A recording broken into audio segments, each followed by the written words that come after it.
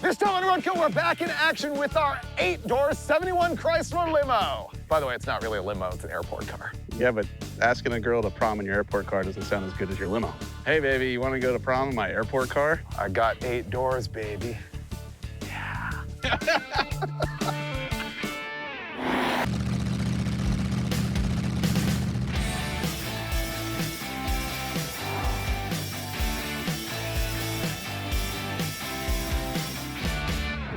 It's like opening the bat cave here. Open sesame. Wow. Oh, can you smell it from here? No Roadkill car belongs in a shop this nice. This looks a lot better than the last time we saw it. No, it doesn't. No, it doesn't? No, it doesn't. Look at the roof rack, dude. Oh, there's a lot of stuff growing in there. Oh, and it stinks. Yeah, it's funky. So I will say it again, this is not a limo. It's an airport car, which was a specific thing that existed in the 50s through the mid-70s. Let's drift this around snow. What makes it not a limo? What makes it not a limo is that it has 4 rows of seats. Limos don't have that. There's no partition. Limo would be a big, nice open area back here with just another set of doors. You're right. Like, airport cars were before they had, like, shuttle services at the airport. It's actually disgusting. It's all moldy. it is. It stinks. I want to drive it, but I don't want to be in it. It smells from here like mold and stank and armpit. It's really bad. What you're looking at here is a 1971 Chrysler Newport airport car that's all stretched out, 4 doors on both sides. The last time you saw this thing was in an episode where we took the T-Bizzle Thunderbird with a blower on it, and we went past Mount Rushmore and we road tripped and we found this thing up in Minnesota. And then between then and now, the pandemic hit. And so unfortunately, we weren't able to make it run and drive ourselves. We hired it out to Matt's Automotive here in Moores Head, Minnesota, and they did a lot to this thing. They had to put a new big block Chrysler in it. It's a 400 cubic inch big block. They had to deal with suspension, brakes. They had to throw a section of sheet metal in the front in order to cover the rust holes this big. But we're gonna have fun because this thing is absurd. And by the way, not factory, an aftermarket company stretched this thing out and probably did it very sketchy. That aftermarket company being Stageway Coaches Incorporated, body by Armbruster in Fort Smith, Arkansas. Sounds like maybe a good destination? We don't know. So we need to drive this thing out of Matt's Automotive, and he said it's got the 5 minutes and 50 feet warranty on it, which I don't blame him for. And we're gonna do some donuts in the snow and hit the road. I'm not leaving this building until we clean and disinfect this car. Die, spiders, die. Ah, they don't want to move. Ah. Oh my God, dude.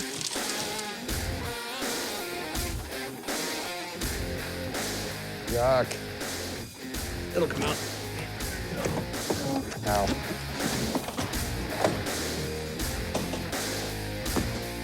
Holy cow, there's no floor there.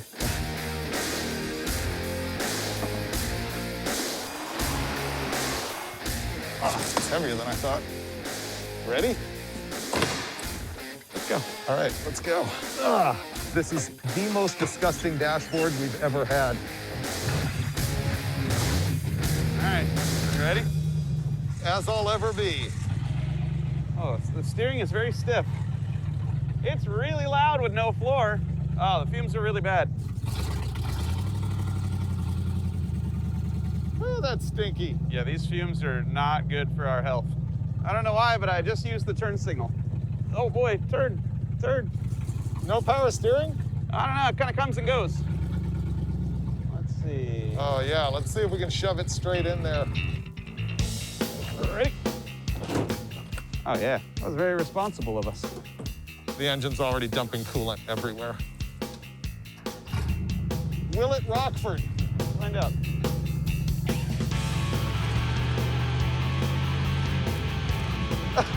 Not really. Oh. That was a brave move. I approve of it. We had to find out, you know? You had to know. Yeah, speedo works. Those are bad fumes. The steering is very vague. It drives like a motorhome. Dude, it is so weird. I looked back in the side mirror and saw 3 door handles. I was tripping for a second. All right, we're looking for something to plug the giant holes in the floor, right? Yeah, we need like a rubber bed liner mat. Just lay it right over. Insulate us from everything. Will it fit in 2 spaces? Yeah, I think so. There we go. I'm gonna leave the key in it. Okay. You know what I mean? Hopefully someone takes it. Yeah. It's been 1.5 miles and even I cannot cope with the exhaust fumes. So watch this. This is pretty genius. We got rubber floor mats and a weighted blanket. So we're gonna cover giant holes in the floor with rubber floor mats. Oh, yeah. Okay. That's gonna work. Yeah, it's pretty good. Have you seen this floor? Yeah. There we go. That's much better. Do you want to weight it down with this dash? Sure. There we go. I just joined the wolf pack. And the return of homeless Dave. Woo! Oh, you're back. Yeah. Welcome. It's good to see you. This is gonna keep me alive. No shame in my game. Ladies, not available. Woohoo! Wow, seems better already. Oh, yeah. It actually does. It was fuming me out. The steering is so strange. Like, but you turn the wheel at least 30 degrees before anything happens. So watch this. Ready? Oh, weird. Yeah. Dude, Yeah. I saw that. It's Dude. like a delayed reaction. Yeah. That makes no sense. No evasive maneuvers. I've never seen that before. That is weird. So watch, it's gonna go to the right, right? Yeah. I'm gonna start correcting left Oh! and nothing happened. Oh, death. That's pure death. Welcome to Fargo, we're back. Let's feed this thing through the wood chipper. I'm sure they're tired of that joke here. All right, so there's a roundabout, go straight. I don't know if we're gonna make it if I go straight. All right, good luck everybody. Keep coming. Made it.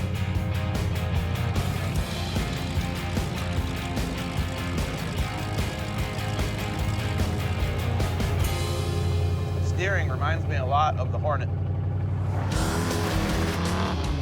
Yeah! Yeah!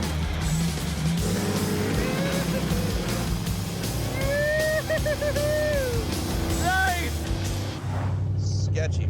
That looks like the worst steering I've ever seen. Maybe if you should just let your hands off the wheel and it'll be fine. You ready? It'll find its own center. Not really. Okay, we're dead. Whoa, whoa.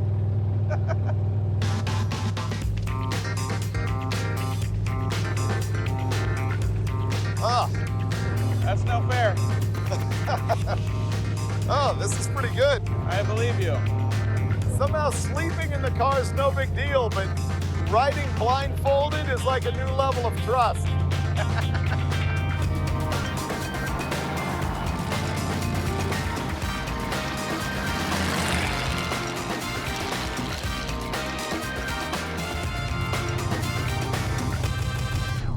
Never done a donut in a limo before. Remember, it's 24 feet long.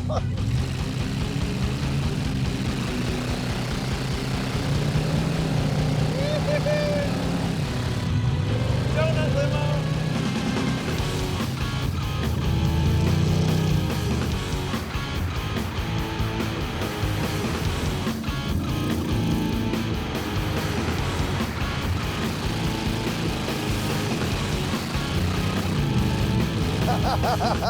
It doesn't have that big, slow swing that I'd hoped for. We need an icier lot. Oh, I have no steering now. Oh, you have no power steering? I think I lost the belt. I'm gonna pull over. Sure. So you think it threw the belt? It's got it. It, like, as soon as the donut was over. Whoa, dude. Ah. That belt's gone. Finnegan, tell them about the consequences of your crime. We lost the power steering belt, but we also just discovered the steering pretty much is non-existent. Had a lot of play in the wheel, and now we know why. The rag joint, it's missing the rag part. We'll fix it elsewhere.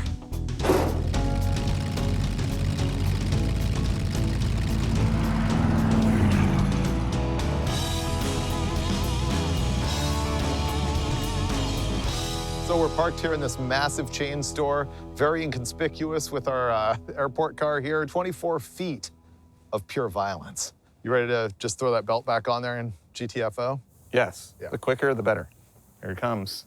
What? The disappointment. Wait, why is first of all, there's metric in it, so that's a fail. It's a metric world we're living in now, bro. Here's the thing, if you cannot find your 10mm socket, you're working on the wrong car. That would loosen that, and it didn't. I have no idea how to use a tool set. All right, so it's as in as it gets is the problem. Now it's your turn to put the belt on. Right there. Okay, let me hold this up. Okay. I feel like Superman. She's fixed. All right. This wolf pack's ready to go. All right, this is gonna be my first experience. I'm not sure it's gonna do a burnout. Oh, she's very peppy. I feel like those people driving in old-time movies.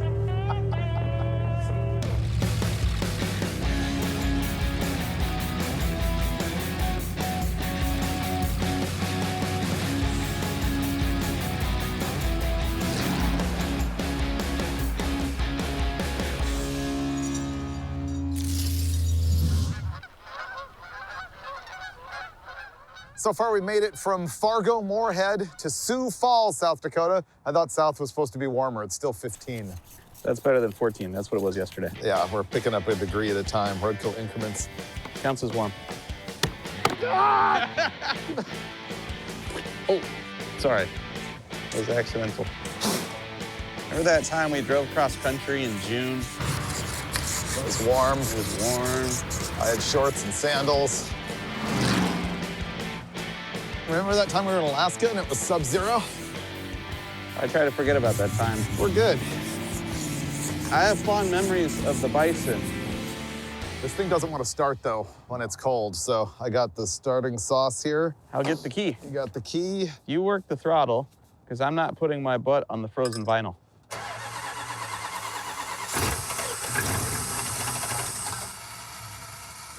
Okay.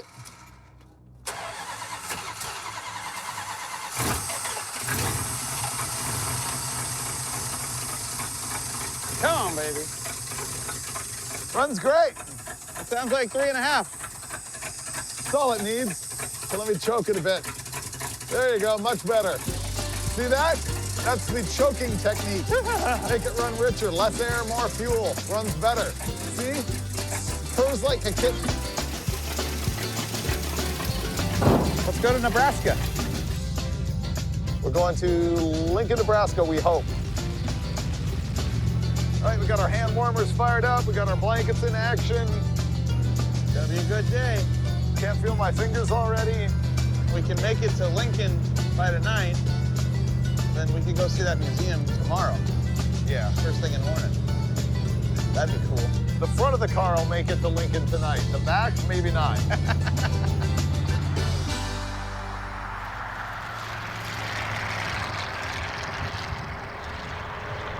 Day one, before we drove this thing 2 blocks, I noticed it had a big coolant leak, and we ignored it, and now we got steam pouring out. Where's it coming from? Well, I don't want to put my face there, but it's the back of the engine.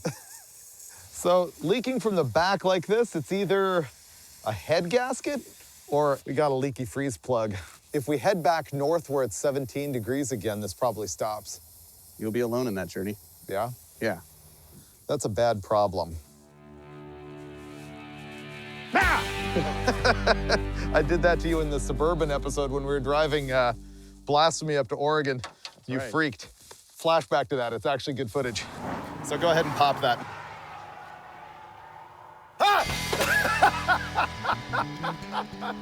At least I didn't scream. Okay, get all the K-Seal we have and some coolant. This has been proven time and time again on this show. I got the coolant. Is this frozen? I think this froze. Is this actually frozen? Yeah, totally frozen. No way. The K-Seal is frozen. Look at the ice in the top of the lid. Look at it like going. I don't think we can follow the directions here because you can't really shake up the K-Seal when it's frozen solid. Ah, this one's pretty good right here. Ooh, So we case sealed that Camaro that we got in Texas. Head gasket in the can? It's magical. Head gasket repair. And that was miraculous. It saved the whole trip.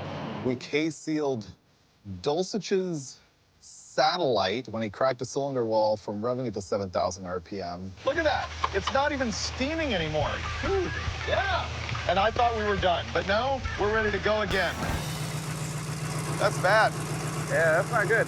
It's pouring out.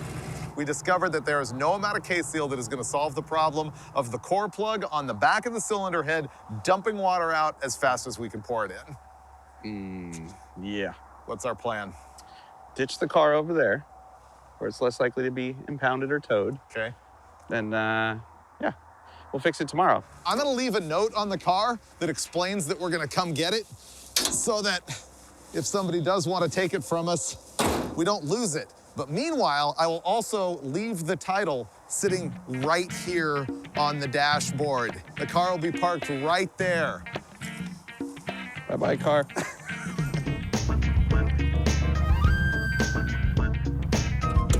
Title, right there.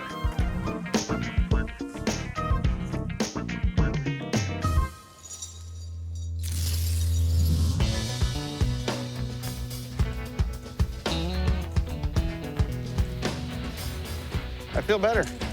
I don't, it's still here. It's nice cold today, though.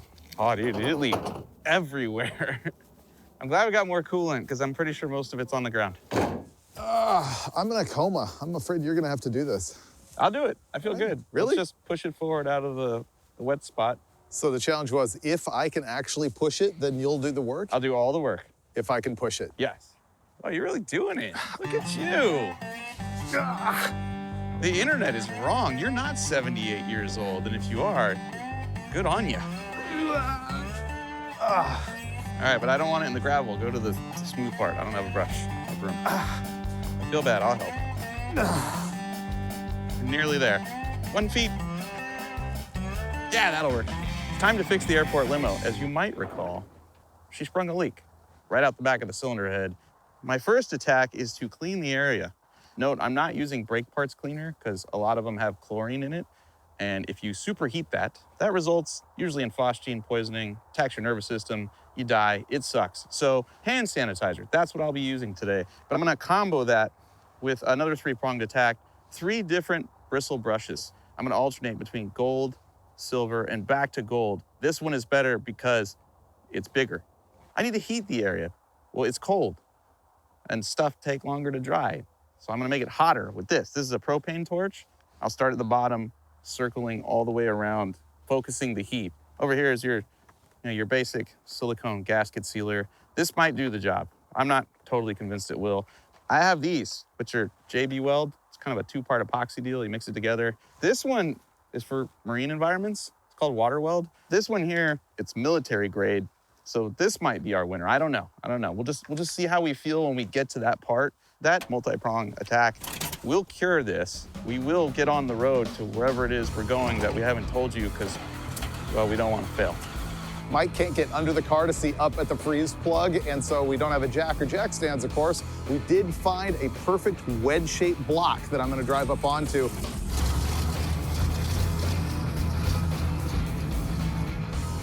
Perfect.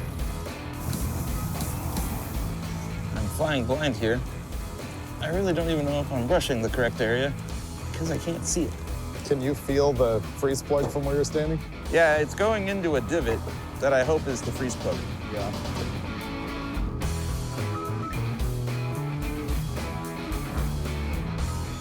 Can you see a hole in the freeze plug? Well, no, it's dark. There's not enough light. Maybe if you move the light, I can see it. Yeah, that freeze plug is not popped out.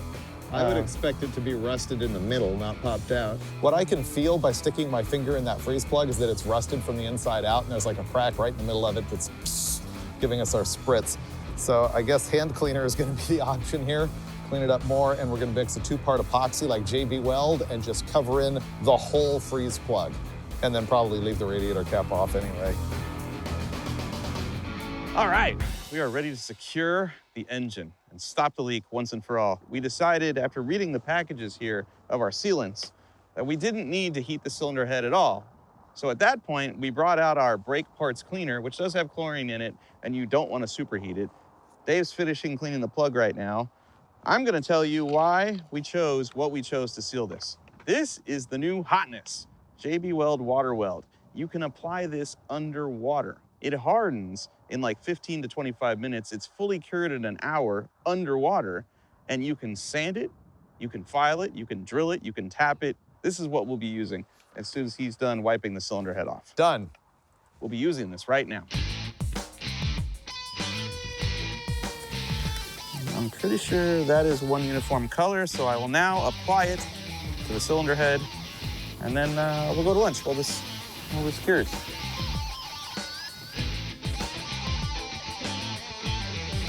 I can no longer see the freeze plug or the cavity in the cylinder head. I feel good about this. As long as it sticks to the cavity really well, our leak should be repaired. That stuff is legit. Mike crammed that freeze plug all full of JB Weld. We've been sitting around for an hour waiting for it to like dry and get super hard, and unfortunately it's not. What we're gonna try and do is fire up the engine here with no water in it at all to get some heat in the cylinder head, crack the block, and then secure that epoxy in there. Fart up. Ooh, runs good. Wow, that went much better than expected. Is it leaking? No, but there's no water in it. Well, good. Then it's 50% good. It doesn't leak with no water. We're in the right direction. Right. It's better than it was. Getting a little warm. Oh, that's full. It's not leaking. Okay, not leaking. It is smoking profusely, so I think we're good. Okay, good. I noticed that this radiator cap says R18, which I think means 18 pounds. That's pretty high. I'm leaving it loose. Are you good with that? Sure. Yeah, there's only one proper way to test this thing out. I'm aware of that. Rockford. I've been on this show for 10 years.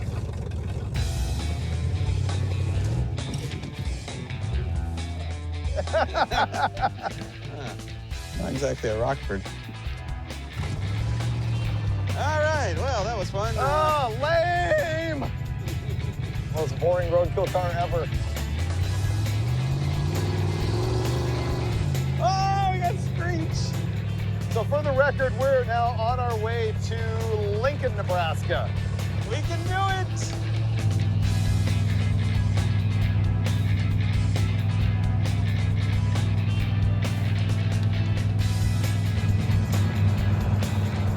So did you look underneath this thing while we were working on it? No, I looked up at the motor, assessed the problem with the leak, ignored the chassis because I didn't want to be afraid, and just worked on that. Yeah, avert your gaze because it's bad. The drive shaft is nonetheless very, very long. And the company that made the 8-door, they just put on like 2x4 tubing between the front frame and the rear subframe and called it good. No fish plates or gussets? No. I think it's gonna live. We're gonna make it. I do too.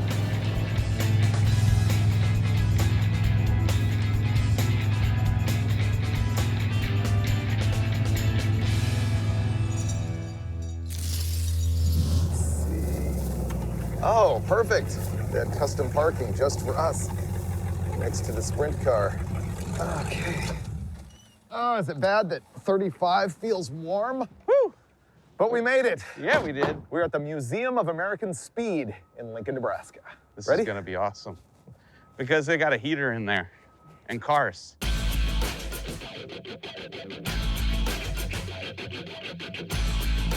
This is gonna be like vacation time for us for a little while. I've been here before because this whole thing is the brainchild of a guy I knew and his wife, Speedy Bill Smith and his wife, Joyce, who also founded Speedway Motors in 1952, which is still in business. It's still a massive mail order company, and it's still right here. Speedy Bill had the vision to collect all of this racing stuff. There's a lot of engine things here. There's a lot of things that will connect back to my history as the editor of Carcraft, Hot Rod, and Rod and Custom magazine. So I'll be looking for that stuff, as well as just enjoying all of the background that represents the history of our hobby.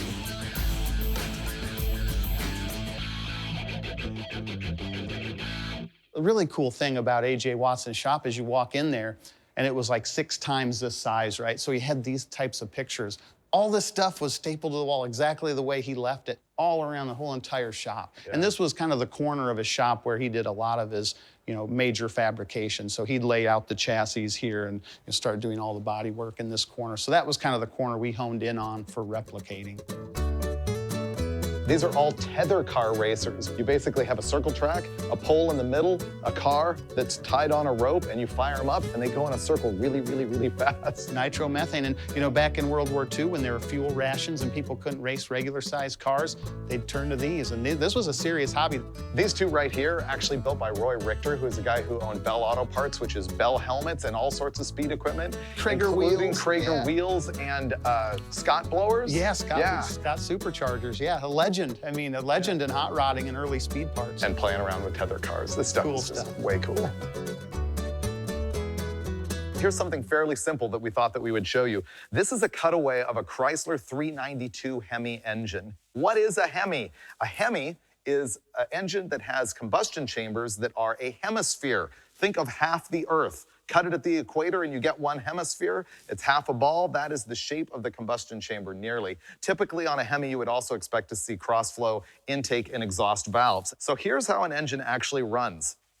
Air comes in through the injector, through the supercharger, gets compressed. This is the intake port. So watch, when I rotate it, you're gonna see the piston start to move down on the intake stroke. The intake valve will open. It's drawing in the air-fuel charge. Now it is compressing it with both the valves closed. Then the spark plug fires. Now we're on the power stroke. The expansion of the gas is combusting. Shove the piston down, imparting power to the crankshaft. Now the exhaust valve opens and pushes it up, shoving all the smoke, the exhaust fumes, out. This is incredible. What do you do when the cap and rotor burns out on this thing, man? You buy a supper plate and you drill holes in. I mean, this is cool, man. Yeah, what a monster. Imagine how heavy it is, because that's cast iron. Yeah, the whole thing's cast iron. The thing is, how did he make his own crankshaft and cam? Because it's not coupled, it's all one. This doesn't look like it's welded together unless he went It's great not lengths to disguise it. Like, most people think that they just sawed 2 engines and welded them. It's way more complicated than that. He had like sectioned the block out of like 5 different blocks to try to make all the water passages right. Just crazy. that's a lot of work. But hey, if you've got a dream, make it happen, right? Everything in the museum has been incredibly amazing, and I'm just mind blown at all the stuff that I remember from magazines as a kid and from the history of the sport and everything. Wow. Again, you could spend all day just looking at this stuff. Oh, you're not kidding. One of the things about this museum is you realize that everybody was roadkill way back to the beginning of time when it comes to internal combustion. Guys engineering stuff in their head, making it happen, and this hits home for me because this is a Jeep Go Devil 134. This would have been a regular old flathead inline 4-cylinder like you'd find in those flat fender Jeeps that I love so much, but it's been converted to an overhead, and the guys here at the museum don't even know what the origin of it was. They found it, they put it together so that you can witness it, but who knows? Did someone make this themselves in their garage somewhere, or was this actually manufactured? I'm just not sure. But if you come here to the museum, watch for it because the roadkill is everywhere. All right. That's Thanks, it. fellas. Thanks Appreciate again. it. See ya. That was incredible. That was awesome. I have to come back because I didn't see all of it. The only answer is to spend a week there. Totally This worth it. museum is incredible. I highly recommend it if you're anywhere near Omaha or Lincoln. But we have one more stop. The show's not over yet. If this thing makes it to our next location. Victory. Did that museum put you in the racing mood? I really did.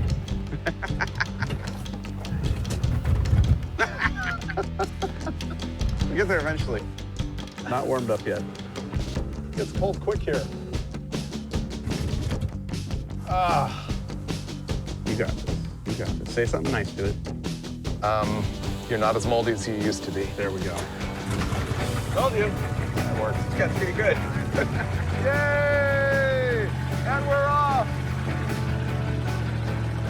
I'm getting pretty good with this steering. I found the key is that when you need to turn, you just throw the wheel. Yeah. That's what you do. I feel like I've mastered it, but the real test will be, can I manipulate that wheel around a banked dirt oval? That's right, we're going dirt oval racing right now. So basically, we were going all the way to Oklahoma City to do fun things with friends, and then Google said there's a speedway in town. And then we noticed that we have a car that is just built for the dirt oval. Built for speed. So that's what we're doing. We're on our way to Eagle Raceway.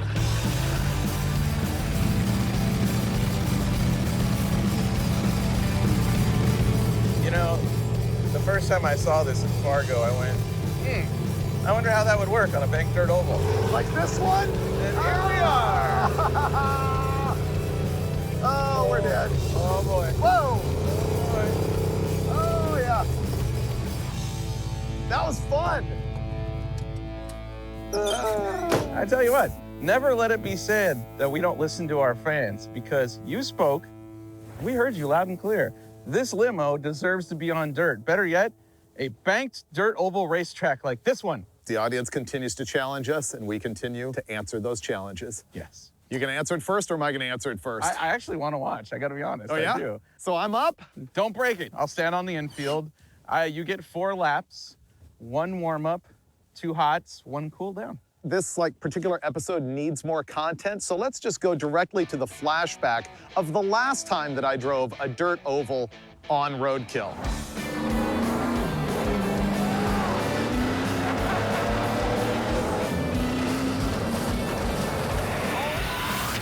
Oh, no. Well, that was not keeping it off the wall. Oh, this is way safer than that. That race car was really old. And now that we're done with that flashback, let's go ahead and have a look at a simple scene from Faster with Finnegan about what he does on a dirt oval. Oh. I'm good. Sorry about that. That race car was also really old. So that's a preview of coming attractions. Here we go. He's gonna time it, I'm gonna drive it. Here we go. Okay, I've got 8 doors, a 20-foot wheelbase, a 2-barrel with no power. Ooh, I can actually fling it a little bit here. It's so majestic looking as it goes around here. Oh, yeah.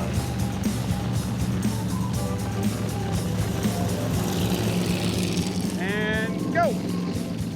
All right, here comes lap number 1. Oh, look at that, hanging it out there all the way through turn 1. Oh, yeah. Oh, it doesn't have enough power to carry it.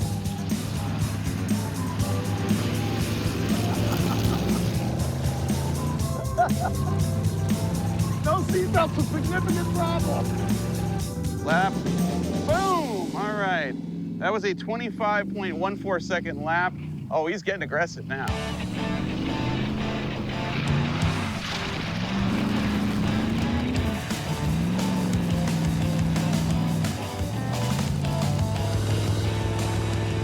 Oh, this is a mess.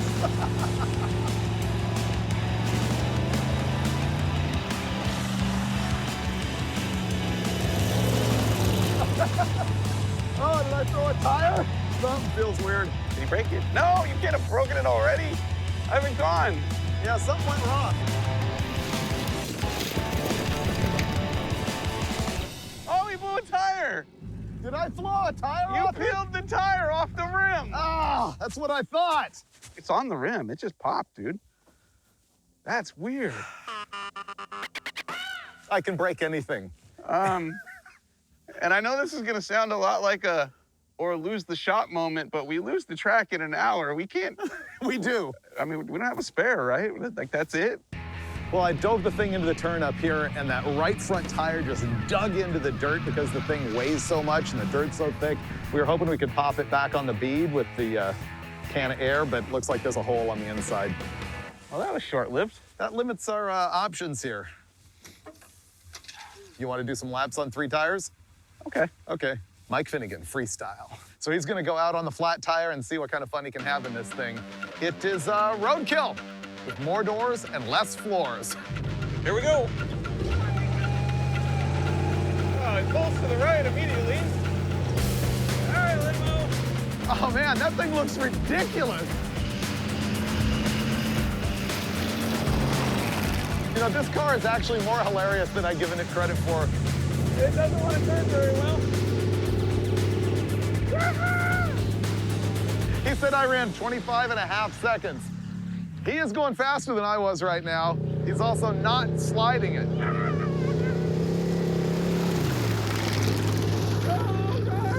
28.5, 3 seconds slower when he's down, handicapped by one tire.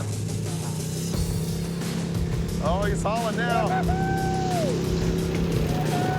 I hope he's having fun.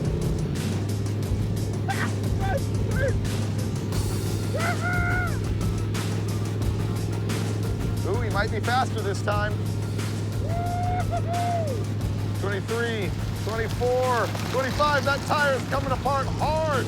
Uh-oh, I think I lost my tire.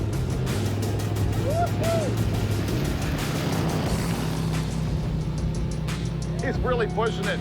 I have a feeling he wants to kill the motor.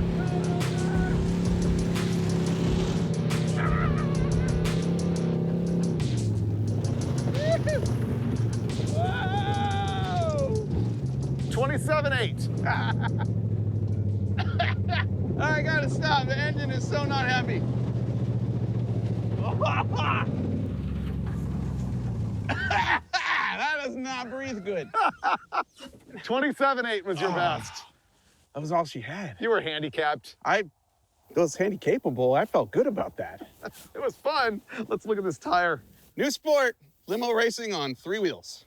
When you got 8 doors, you only need 3 tires. You just don't care. So we're gonna keep on going. Finnegan once again, laying it down on bare rim. Ooh, burnout. Oh, he runs over his own tire. And the doors fly open. Let's see what he does.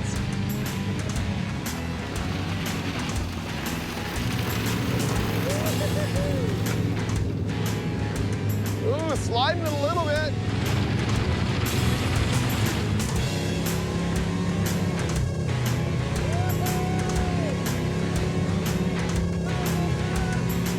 Oh, I needed a wider lens. The thing's 24 feet long.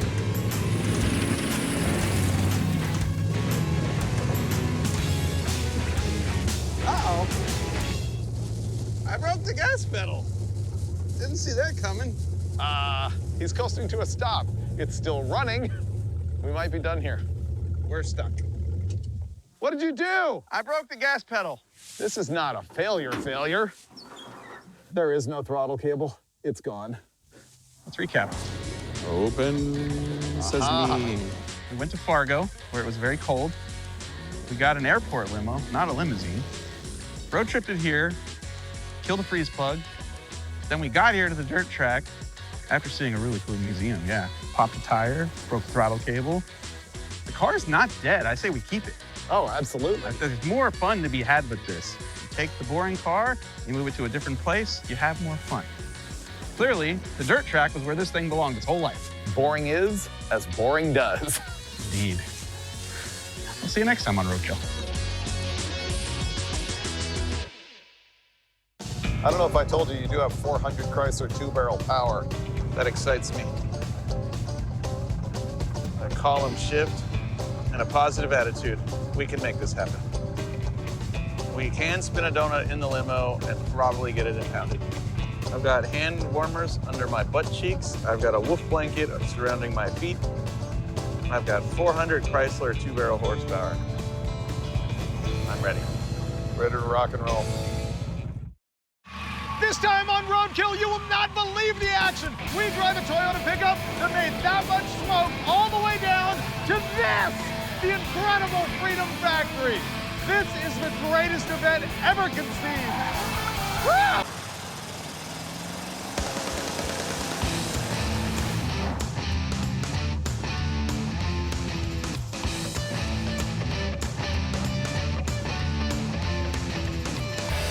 Roadkill is happening. Finnegan and I got invited to the 2.4 Hours of LeMullets, which is a Cleetus McFarland event that's happening down Bradenton, Florida. What's up, guys? I'm Cleetus McFarland, and we're out here at my racetrack in Bradenton, Florida, the Freedom Factory.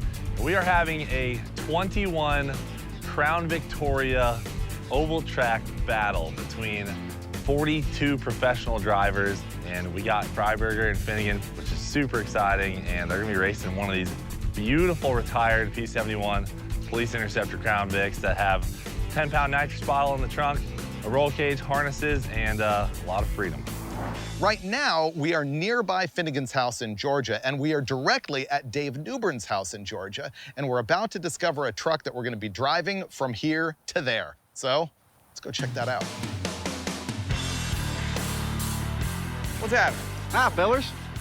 How's it going? Doing good. How are you? Good to see you. Maybe not so good to see this. I love come this. on. What do you mean? This mini truck has a racing pedigree.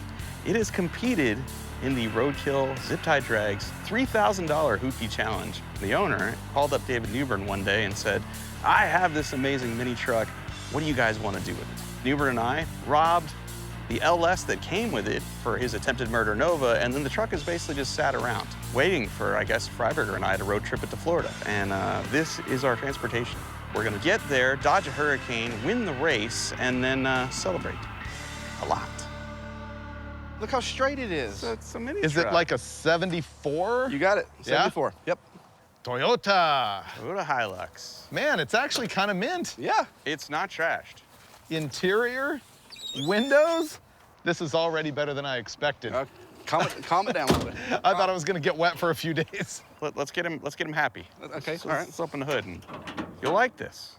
All right, small block Chevy. Yeah. Do we have any idea what it is? No clue. No, it doesn't run good either. It looks pretty fresh. I mean, freshly spray painted. This is Newbern's pride and joy. And now we're gonna ruin it for you.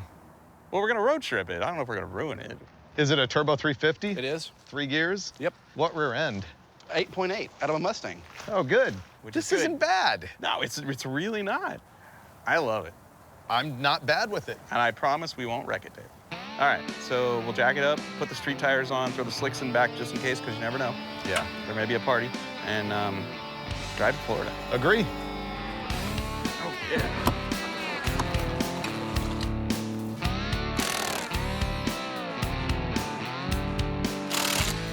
Oh, that's not good. What? The wheel's moving separate from the drum. I have a fix for this. You got a spacer for I us? do. Might need two. The other one might be a problem. So we've encountered our first hiccup here. You can move the wheel without moving the brake drum. And oddly enough, the studs are moving with the wheel. So the center bore of this wheel is stuck right here on the register. And so the solution is either bore this out, which we're not gonna do, or put a 1/4-inch thick wheel spacer on here. And then that should tighten everything up. It says Explorer right on the axle flange. So this thing came from a Ford Explorer, the 8.8 rear end with 373s. It's a common swap. I think it has a spool in it. This is fixed. We'll go to the other side, put a spacer there, put that back on, and drive to Florida. I'd like to think the guys would do me a favor and give me some upgrades while they're on their little trip, but knowing them, it's probably going to come back more crappy than it is right now. I hope not. I just hope it comes back in one piece, but good luck.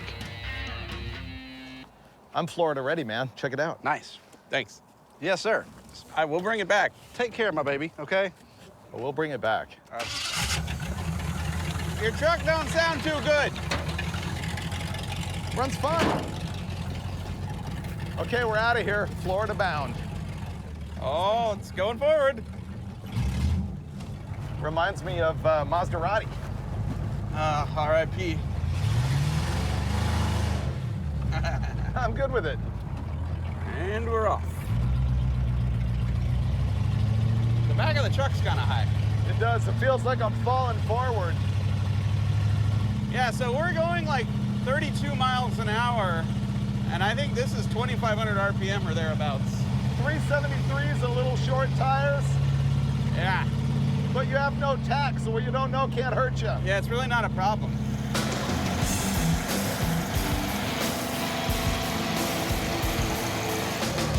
How come you haven't done a burnout yet? You're right. I mean, Whoa! how can we accurately judge the merit of the vehicle without Is that blue smoke? Oh, do we have smoke already? Yeah. I haven't even done a burnout yet. Look behind us. Oh yeah, that's smoking pretty good. Okay.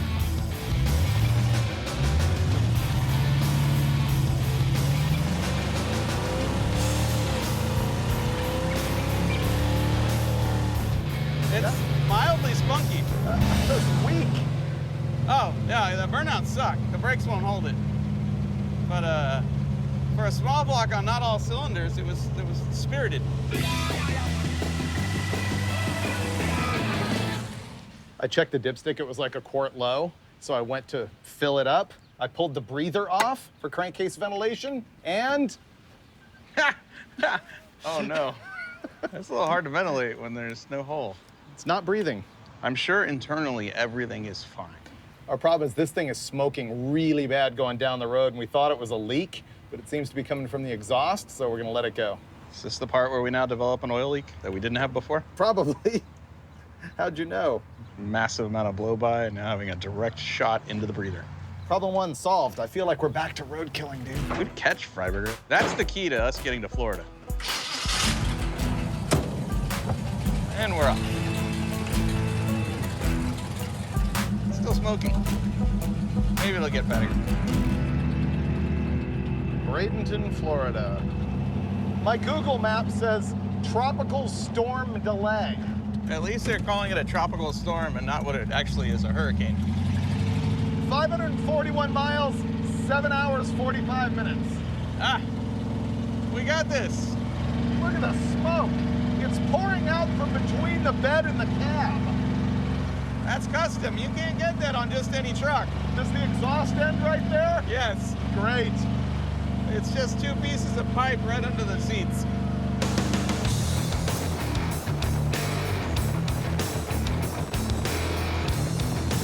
Oh, wow. Look at the smoke now, dude. Oh, dude. I didn't realize that. Oh, man, this thing's brutal. Floor it. That's the engine. That's definitely the engine. Oh, it's rich, too. Remember when the dipstick tube fell out of the General Mayhem? Yes. That's what this is like. Yeah.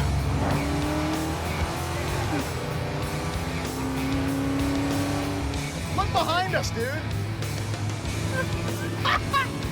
Dude, you ever seen that Cheech and Chong movie? I'm thinking we should pull over. Yeah, maybe. Oh my God. This is going well. I feel good about this. We're gonna make it. But it's not smoking. It's literally not smoking because it's out of oil. It has 0 oil pressure, dude. No. I'm getting off. Oh my God. I think you should coast it in. It's gonna spin a bearing. I'd shut it off. It's not making any noise. That's good news. Dude. Oh, man. This is so bad. We're cruising down the road, and Finnegan goes, hey, it's not smoking anymore. And I look down at the oil pressure gauge, and it's 0. It's not smoking because it has no oil. How did it not blow up with us driving with no oil? It really didn't make any noise. It wants to go to the 2.4 hours of LeMullet. Are you ready for this? No oil. Yeah, there's no 0. oil. There's no oil. It burned all the oil, and it was full from the last gas stop. Let's put a... All right, I got it. I got it. I have 2 quarts with us, which I think will get us across the street to buy some oil. If we drive slow enough, maybe. There it goes, see? 25 pounds of oil pressure. We ran it dry. That is bad. That sounds great now. It might even be fixed. Burns a quart every, what, 4 miles? Yeah. Yeah. Let's gas it up, find out how much gas we burn, then we can say how much gas and oil we use. That's a good idea. Oil, MPG, and fuel MPG. Coming up.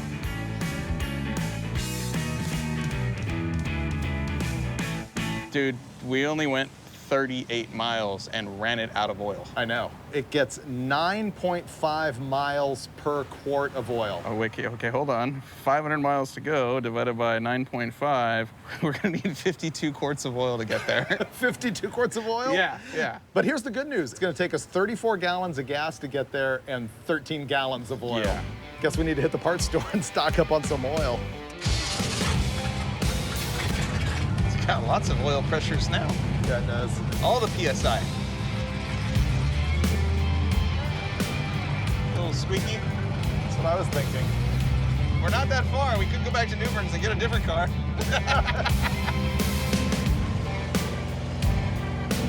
Okay, if a bearing was super unhappy, it wouldn't have 55 pounds of oil pressure right now, but that doesn't mean that the cam isn't going flat. Oh, I'm sure it'll be fine. It's not like we drove it down the highway for several minutes with zero oil in the crankcase. At 4,000 RPM. I hear something ticking. Yeah. Don't you? Yeah. That didn't happen before. No, that's a new noise. That's bad. Yeah. But it does sound like top end, not bottom end. She's not happy.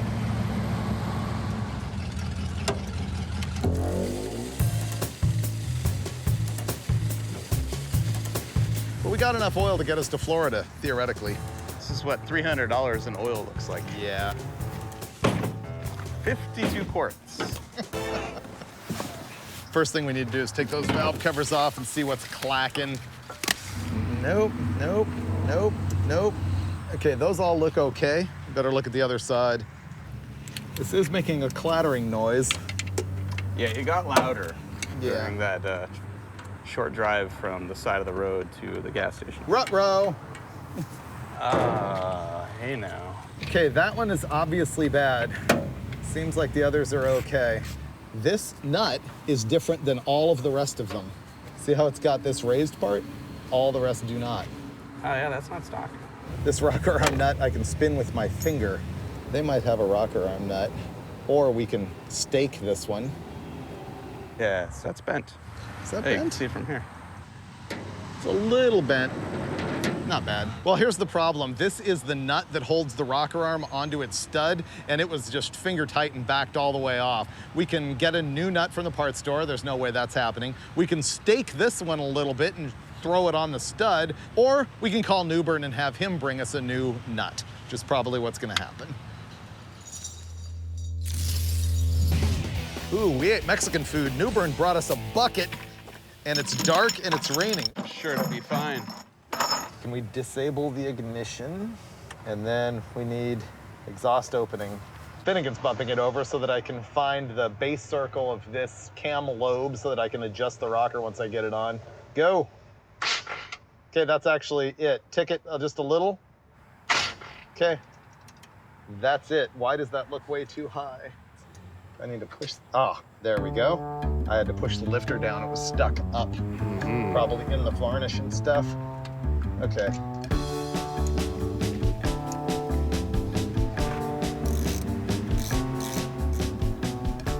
I got a good feeling about this.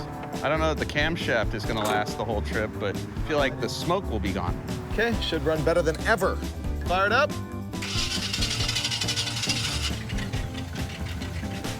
Runs way better, still smoking super bad. I bet it does a burnout now. Headlights? Yes. Day just keeps getting better and better. But will it do a burnout? Has more cylinders. Oh yeah. Not really. There we go. Woohoo! Ah, dude. Bradenton, Florida, hang a right. The bar for me is set so low. It's pretty low. I'm rarely disappointed. Yeah, it does sound better now. That does, way. And it's smoother. Is the smoke fixed or is it just dark? It's dark, and the smoke has got to be fixed. Okay, here we go. 500 miles, Florida. Here we come.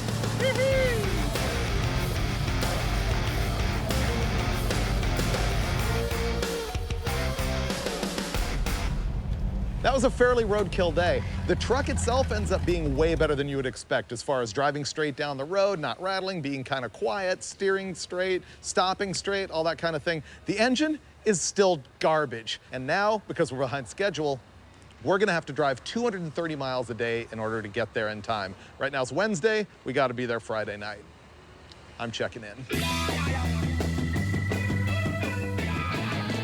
Good morning, little six-cylindered buddy. It's about to become 7.5, maybe even 8. Yeah, we're gonna throw spark plugs in this thing because they've gotta be destroyed. I can't wait to look at this one. I bet it's just completely caked like the Jaguar. Oh, yeah. Remember when the Jaguar, we were changing plugs every 30 miles? But this engine's gonna be fixed with plugs. Oh, it's gonna do burnouts with ease from now on. The rest of this trip. Oh, it's not as bad as I thought it was gonna be. It's definitely dead. I thought it would be worse. I did too.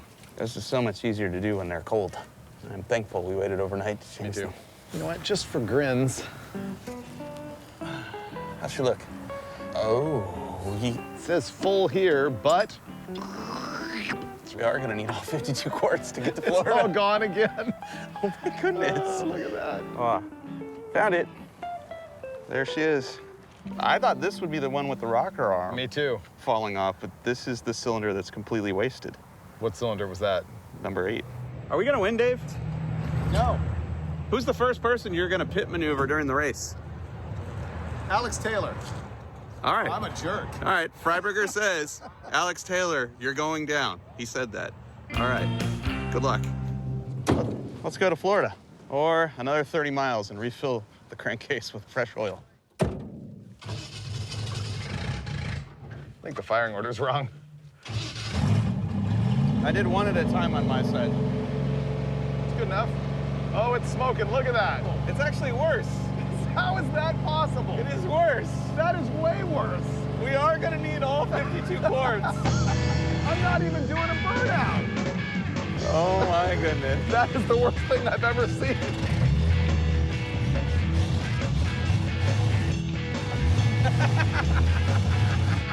No. Oh, don't break the trans. Dude, you don't have time for that. Okay, let's go. Let's go. Oh, it runs good now. I think it needed to warm up. This thing's a turd. Dude, it ain't smoking. It's not. Well, yeah, it is a little. It's running better now, too. Way. Aha, we're gonna make it. Oh, yeah. We're humming right along now. Yeah. Maybe that's the key, is you gotta get the RPMs up to make the rings, like, not have time to leak.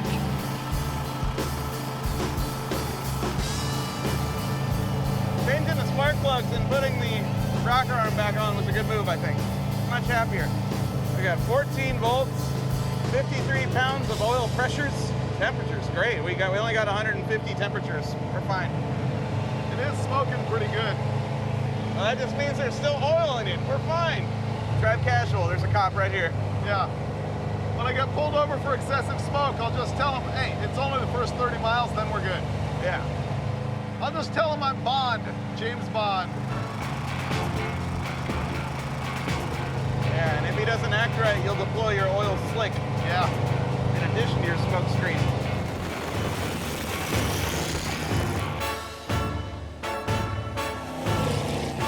Runs good. We're cruising like 75 miles an hour, but the oil pressure's starting to go down. Seems pretty consistent. Every 27 miles, put in 4 more quarts. We are just about through our first case of engine oil if you don't count the 3 or 4 we put in yesterday. Okay, we're ready. 27 more to go.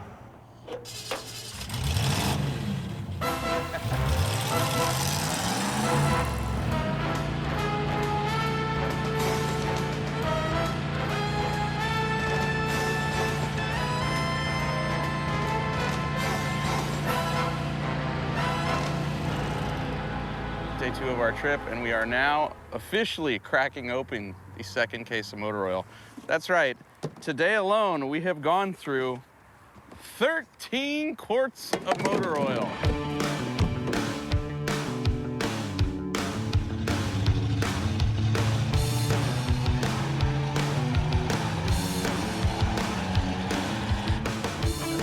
I can't tell if that's tire smoke or motor smoke. So we put in 20 quarts of oil to go 180 miles. That's 9 quarts per mile. Okay, Roadkill watchers, we've got a challenge for you. Can you do worse than 9.5 MPQ? You gotta burn it, no leaking, that's cheating. Leaking's a given. It's gotta go straight to the burn. We're not leaking a drop. Look under this. She's clean as a whistle. Like, as far as small blocks go, look at the front. I know. It's not weeping anywhere. I know, it's actually really good. All the magic is happening inside the engine.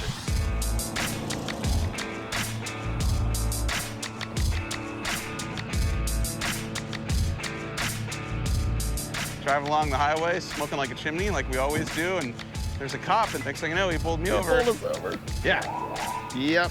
So we got a warning. He said we should put a clamp on the exhaust. He did say that.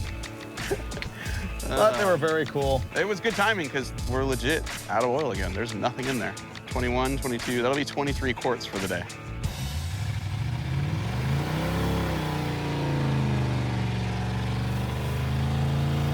That is all engine smoke. Oh, and that's a broken axle. Perfect. That was all engine smoke. And some dirt. We're nowhere near Bradenton for the races, but we're almost to the state line, I think. New goal, make it out of Georgia without getting arrested. I'm getting paranoid about it. Like, I keep waiting to get pulled over. Yeah. 1 mile to go. Florida Information Center. We made it. Woo! There it is. Welcome to Florida. Florida. And we're still free men. Now we've been pulled over twice in 15 minutes for excessive smoke, which is fair. And we ran out of gas as soon as the officer pulled us over. And then right there, the highway safety guy got us. So between that and some actual sense of responsibility for the oil smoke, we might be done with the Toyota. We're gonna get down to the next exit, cut over to a smaller highway with less ossifers, and head on down probably to Lake City or Gainesville. Uh-oh. The smoke is so bad, people are getting out of our lane. Yeah. All I can think about at the moment is a Crown Vic with a button that controls nitrous oxide. That's what I'm looking forward to.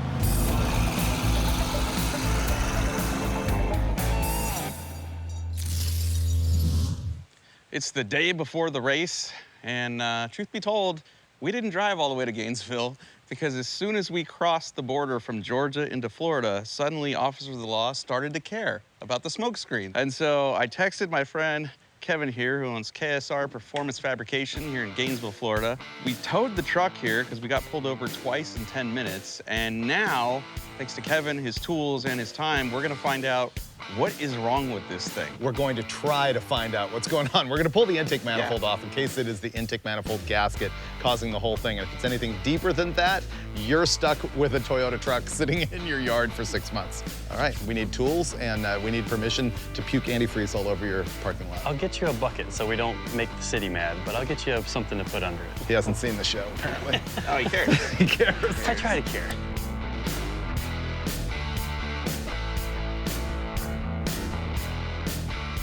This might be an intake gasket because these are loose.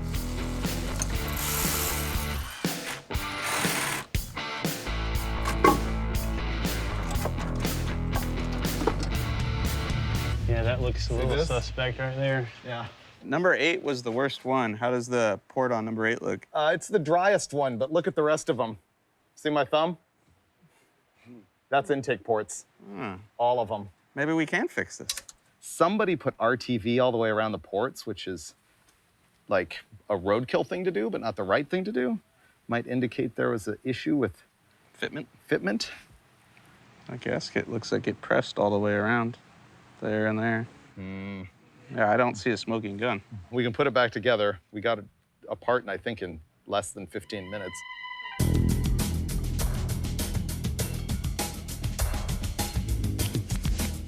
Got the intake off. There's no definitive answer or smoking gun yet, aside from the fact that it is garbage. That plug is probably even worse than the first one we pulled out of it and not firing.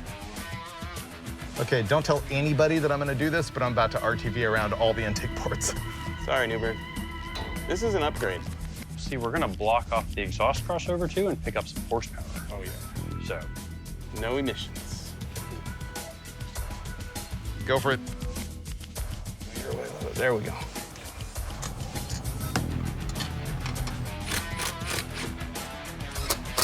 Well, record time. 3 guys wrenching on it. We got it all together. Hopefully everything is tight. Kevin preset the timing.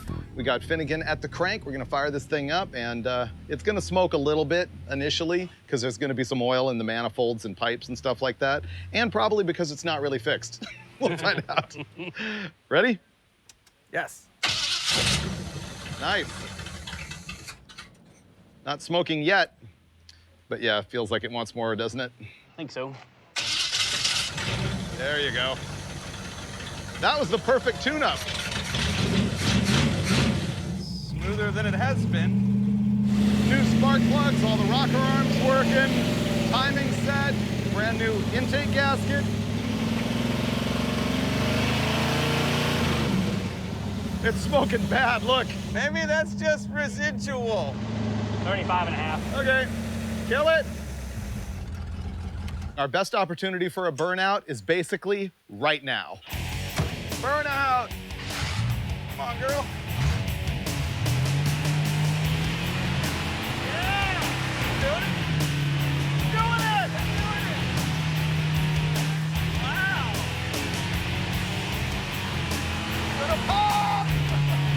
What, the motor or the tires?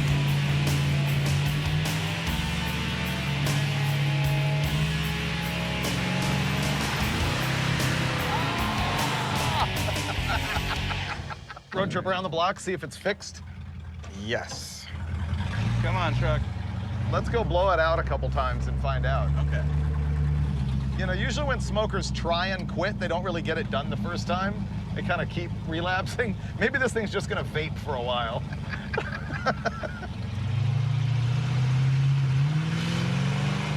Dude, I think it's healing itself. Dude, that was not a lot of smoke for what I just did. I'd go all the way down to that other road and hit it again. All right.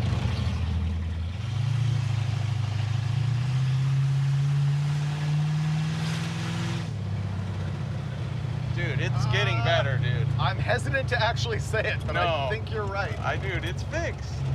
I say drive it. I think so. All right. Victory. We took this thing out and did a couple laps around the block. We stood on it and blew a bunch of smoke, but we did it again and it was less. And he did it again and it was even less. I believe cops won't care. No, I don't think they will. So it still is huffing some blue smoke. I'm gonna call it 85% fixed and good enough to hit the highway and get down to Freedom Factory and do some partying tonight and some racing tomorrow. Looks all right so far. It really does. Whoa, look at the wheels. Oh, dude, look at that. Oh, That's fantastic. That one's the kill. I'm in love. We need that. I'm in love. Check that thing out. That is very Florida. We still have oil pressure. Huh.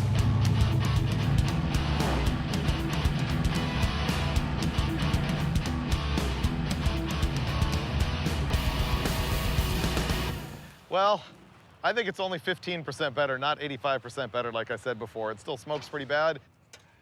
What does that say? There's no oil in it at all. Okay, right. That's kind of what I Hey, thought. at least the problems aren't getting worse. Hi, girls. What's happening, baby? Yeah, looking tasty. Sirloin, how you doing? New York strip, what's up?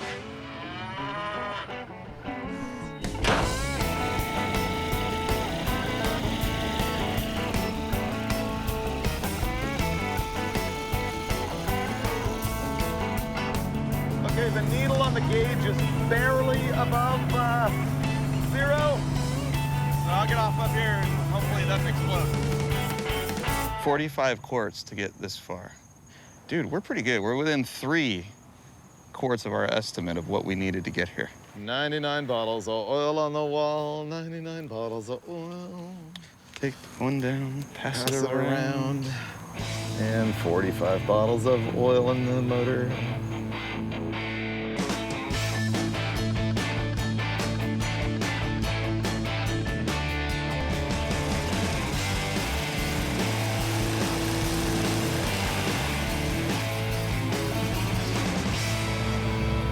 Oh, nice. Bradenton Friday night. Well, we made it. I'm not proud of it, but we actually got here, which is critical because wait till you see what we got going on tomorrow. This race is a bunch of Crown Vics on an oval track with nitrous for endurance. It's gonna be a riot, and you'll forget everything you saw here with the V8 Toyota pickup, and I hope I do too. Ugh, I have a headache.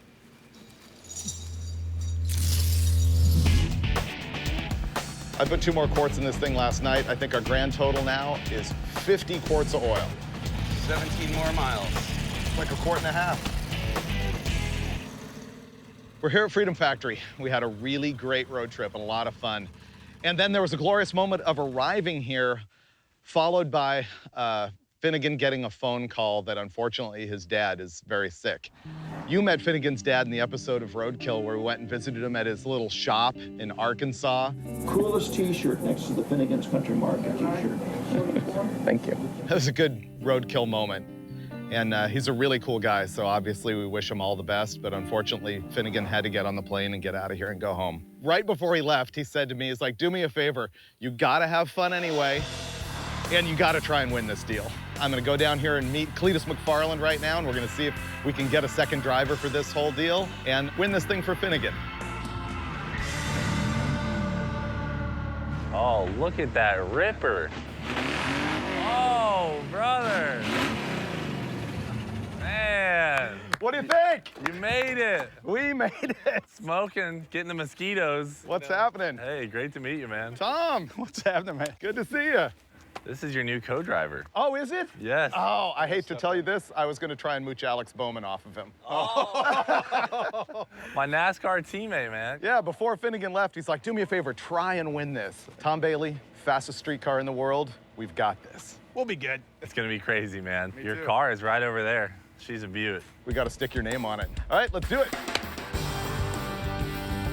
This is going to be amazing. What it is 21 Crown Victoria police interceptors, just like this one. But the really great thing about them is more stroke of genius from Cleetus. See that light right there? That tells you when I am hitting the button on the steering wheel, which engages the nitrous system. And everybody will know it because that little siren is gonna go off. The strategy is gonna be, do you hit the nitrous like real early and try and gap the field and hold your gap? Or do you wait till the very end and then pass a bunch of people? I don't know. So the way it's gonna work is the first half of the race is gonna be one driver, the second half is gonna be the other. The racer who finishes the most laps at the end is the winner and can take home an El Camino. #1 rule, don't pass under caution. So driver's meeting summary, have fun, crash lightly. Well, thank you guys all for coming out. Thank you.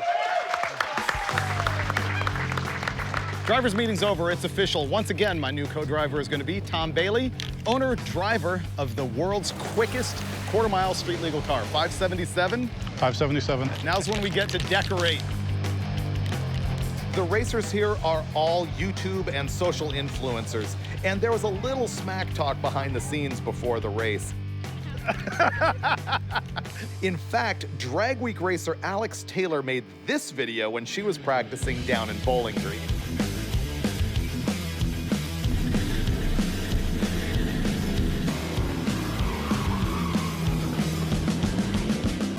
I somehow knew that this was gonna come, so I actually already practiced. Just a little. We're racing together, right? Yeah. You're doing the first round? I am. Okay, but we've declared a truce. Yeah. Tom's in the car. We got the whole Hans, belts, the whole program. Safety first. And the 24 Hours of Mullets begins. We're gonna kick it off with Tom Bailey out there for qualifying. And Tom's out. You can see us over there, 999 with the yellow window net. And they get one warm-up lap and then 2 timed laps. And then they'll take all of those times and set a grid for the start of the actual race. So I'm running the first session, he's running the second. But strategically, that's good also because he's probably quicker than I am. All right, there goes Tom. Watch, he'll take the high line, dive in, and now he's back at wide open, letting it drift all the way up to the wall. Oh, that's another thing. Tom got to practice this yesterday just a little bit, so he's got time on this track.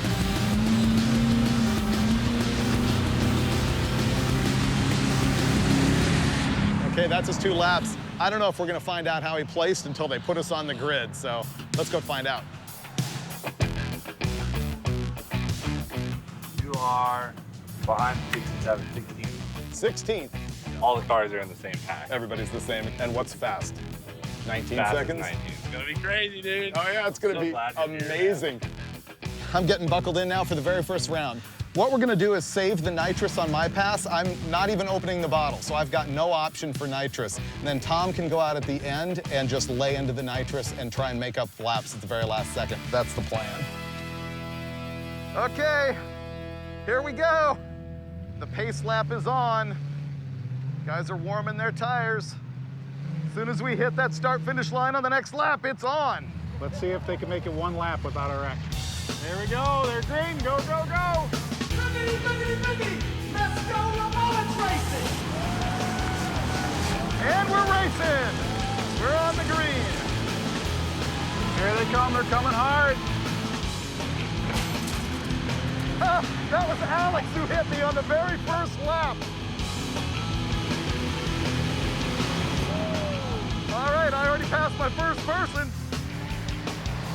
Picked up a couple spots already. So I got pretty sideways there for a bit.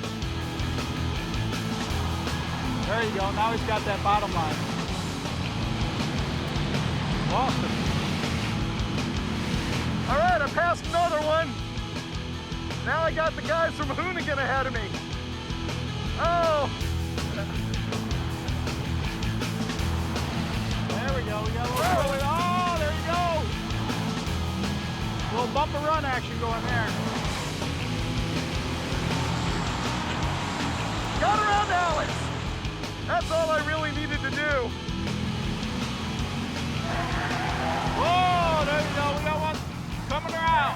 Oh! First wreck. And we're on caution. So he survived the first caution, so that's all good.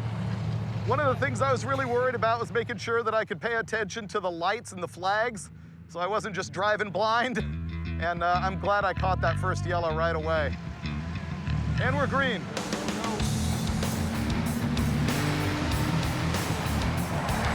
Whoa, we got a little sideways on that corner. Save that one. I gotta get out of this line. Someone's trying to spin me now. Oh, I'm using this guy for traction.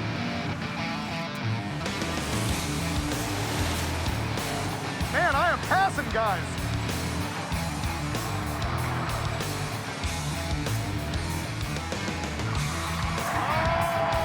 I got hit, but I saved it. My corner marker light is flopping everywhere. Got around there, minimal damage.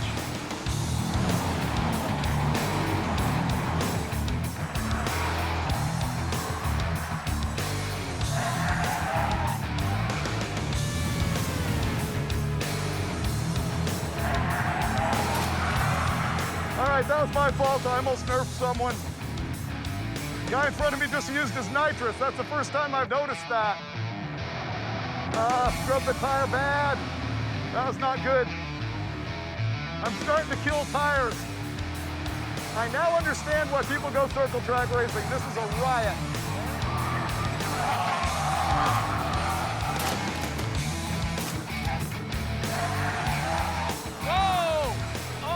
Oh, someone's got a tire off. They're throwing sparks. And we're back on caution. Tire just went sailing off that car and it jumped the rail right there. Tire went right over. So AJ, that time in the flag stand, he was waving the caution and the checkered flag. So this 45-minute segment has come to a close. Freiburger finished off his part. I'll get out there, see if I can finish it all up. Dude, that is like the greatest fun you can have on four wheels. It was amazing. I wish I knew where I landed in the run order right now, but it doesn't matter. It was just a riot. I hope I left you a little bit of car. Now it's my job to try and work my way through the pack, and we'll hopefully not have a car at the end. All right, that's it. It's all on Tom Bailey. That was great. I think my car had a little power on you, and you had the skill on me. Yeah. You would just walk me on the straights. That was Derek from Vice Grip Garage. He said his car was a turd. He was on the nitrous, and I was still outrunning him. And they're green. So Bailey, unfortunately, I left him dead last. He's already moved up 4 cars. So I wore out the right front tire pretty bad. It's feathered, but nowhere near bald. Those guys are hauling.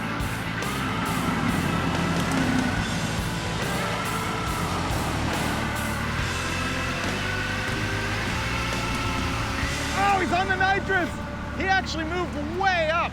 We ended up calling some guys and we figured out what was going on. I moved up from 16th spot and I was as far forward as 6 and dropped back to 9. He moved up 5, 6 numbers, so we're doing pretty good for a couple of hacks. Oh! I spent a lot of time on caution laps, which is what's going on right now, so that everybody goes slow and they can deal with the problem. A lot of people have been getting flat tires, and what happens is you have to go out, get your tire changed, get back in, but the clock still runs, so a flat tire hurts you really badly.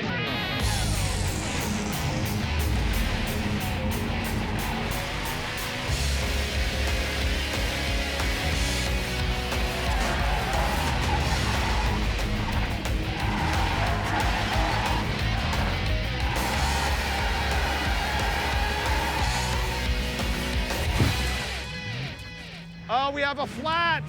We got a flat. Oh, our hopes and dreams dashed by a flat tire. Tom just pulled in. They've got an area up there where they'll change his tire, but we're now going to be too far down to do anything big. However, our buddy Kevin Smith, who helped us change the intake manifold and everything, he is currently leading the race. So that's our new hero to watch.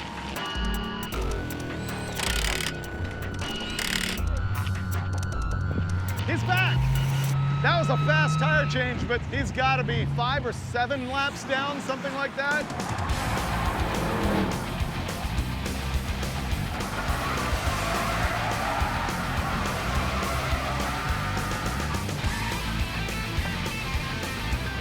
Cleetus and Kevin are just noticeably spanking everybody.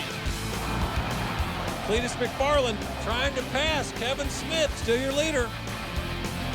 He made it work. Look at the run he's going to get off turn 2, side by side. Man, these guys are putting on a show. Oh!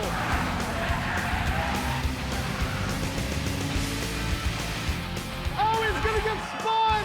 No! Oh!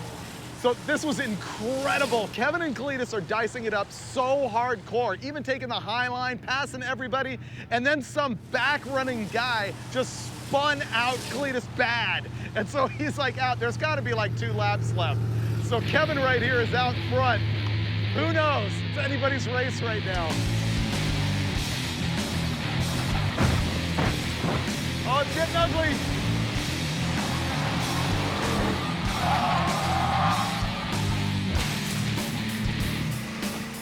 It is that guy Blake got out front.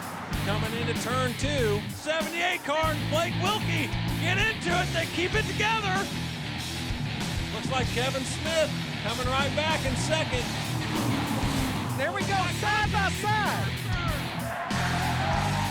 Oh, he spun it! Kevin spun it! He's done! Unbelievable. I told you it's anybody's race. Both of our guys are out. Oh, Kevin, oh, it's getting ugly now. Kevin threw in the towel. He's in the infield. Who's out front? I have no idea. Boy, here comes that 007, Blake Wilkie. One more shot. They're coming to the line. They're coming to the line. Oh! Number 74, Brent PFI Speed, the winner of the 2.4 Hours of LeMullets. People are just goofing off now. Look, big donut fest. Man, this has devolved into nothing but a massive demo derby burnout contest. Oh, there's Tom Bailey entering the fray right now.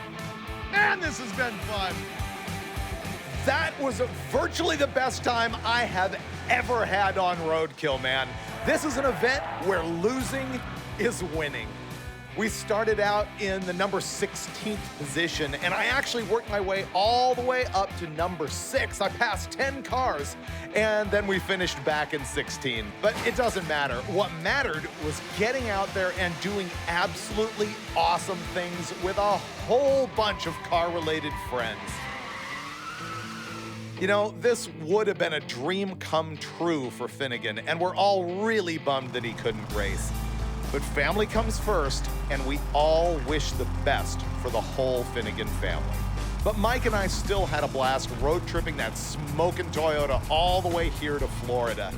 The thing is, I had to ask, should we pay Dave Newbert rent on that truck or charge him for 20 oil changes? Either way, Finnegan will be back on the next episode where who knows what we'll get into. Maybe we'll see that little red Toyota again. Maybe it can be in a shootout with our little red love truck. I honestly hope not. But if we ever do that, you can bet you'll see it here on Roadkill.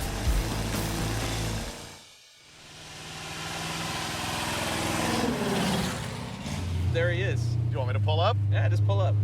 He's getting the mail. What are the odds? Pull up, pull up, pull up, pull up, pull up. Hey! Oh, son. Good to see you, Ted. You are the last person on the planet I expected to see today. Surprise. So am I in the episode of Roadkill? Oh, you are now.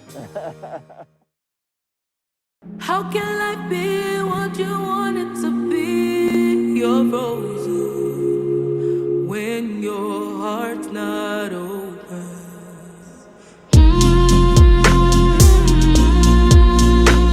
If I could melt your heart,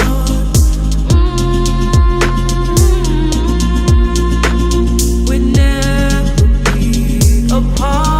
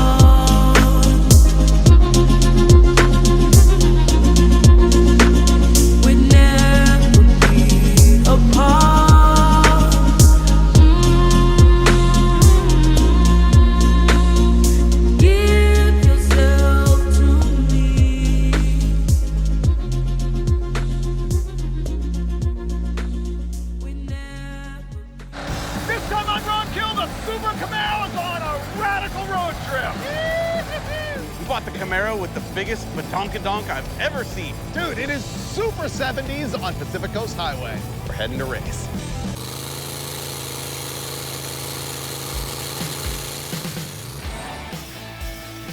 Check out my latest online score.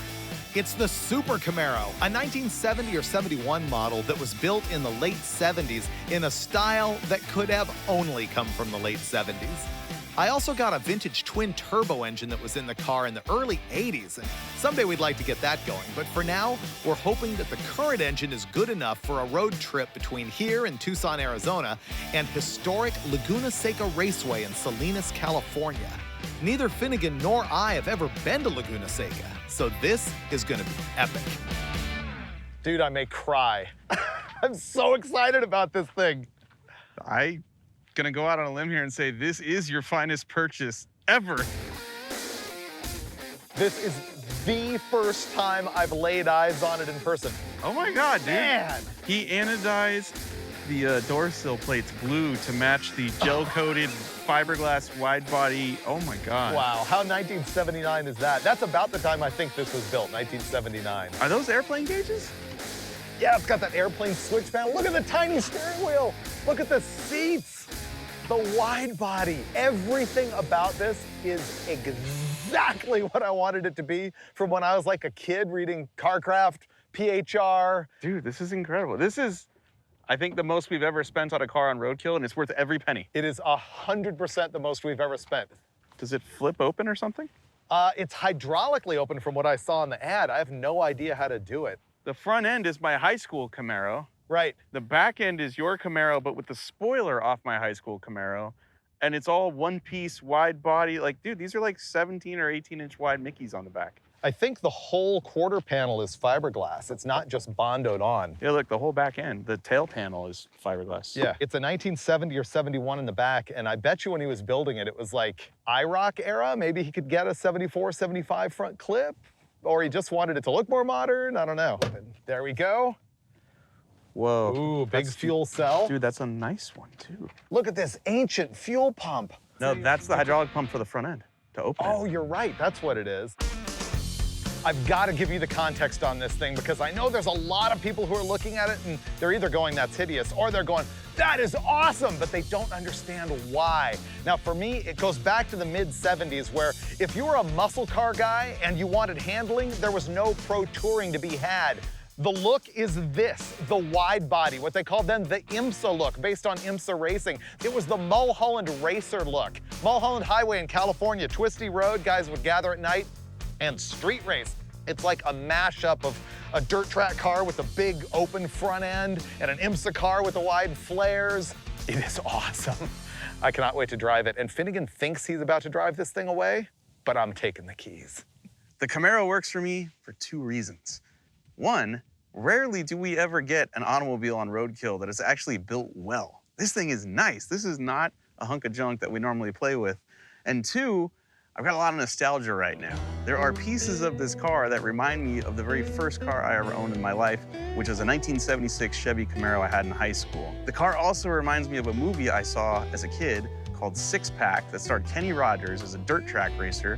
I don't even care if I get to drive the thing. I just want to ride around in a car that I kind of had in high school and daydream about being Brewster Baker. There are 12 switches. Oh, front, up, down. That opens the hood, I bet. Ooh, let's do it. The shifter's got a very weird pattern on it. So does this tilt?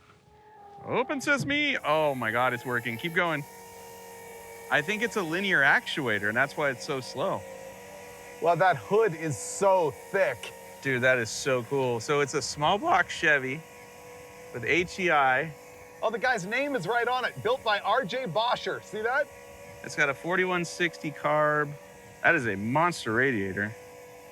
Dude, the gauges, it's genius. Ooh, the side pipes. Yeah, Dude. They're not connected anymore. They must have gone to turbos or something. Yeah, this thing had 2 turbos blowing through a Holly on it. You gonna figure out how to run it? Ooh, that's promising. I already smell old gas. Whoa. This runs better than anything we own. Yeah. Let's go drive it. This is cool. Put the hood down. It'll take about 20 minutes. All right.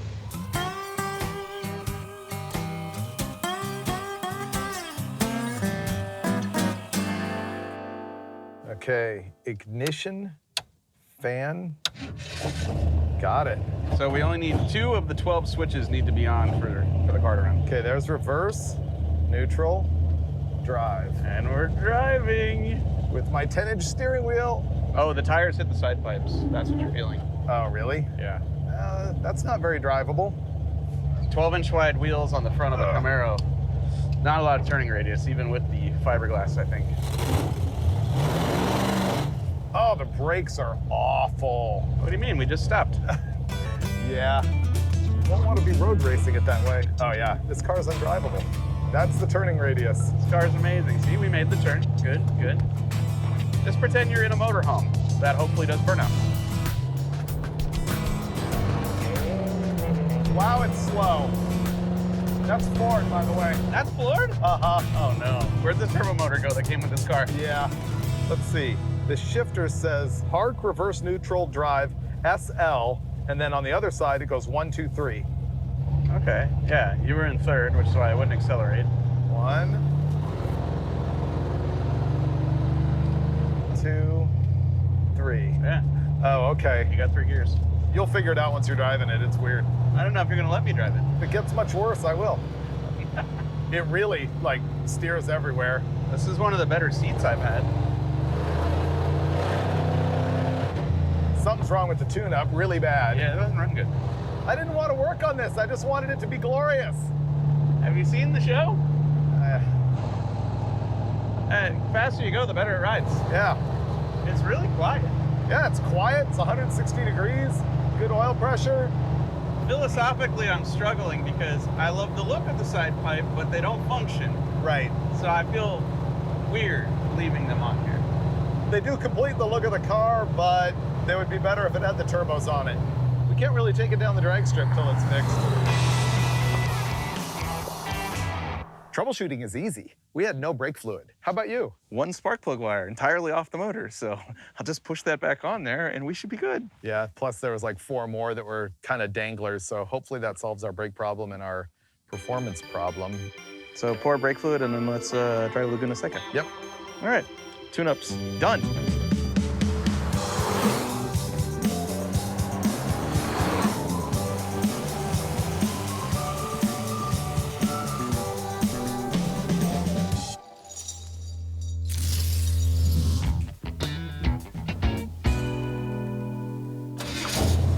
Before we leave, we have to solve our fuel starvation problem. I hope it's just a fuel filter or something, but first I'm just gonna throw a timing light on it, see where that's at, and then we'll start troubleshooting.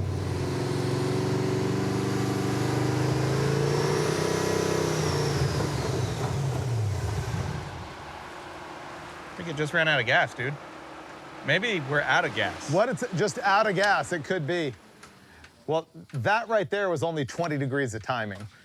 Let's have a look in here. The fuel level is on top of the pickup. Like, there's barely any there. Yeah, we need gas. We're about to fuel it up with one of the greatest roadkill tech tips of all time. It is the traffic cone fuel funnel. Max flow. Yeah. Why don't they use these at Indy? I think they do. Maybe. They just paint them all kinds of cool colors and make them out of billet. Look at that. It's practically done. That is flow. 6 seconds. 3/4 of the way 7 done. seconds. Boom! Dude. 8.7 on the traffic cone. And just think how much it could be improved if we just simply pocket knifed that thing a little bigger. That is key right there. Port match it to the fuel cell. And you can find them anywhere. Okay, back to ignition timing. Carburetor still empty.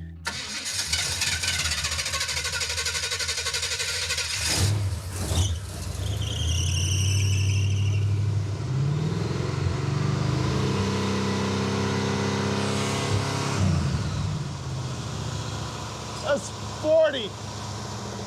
It already runs better. Yeah.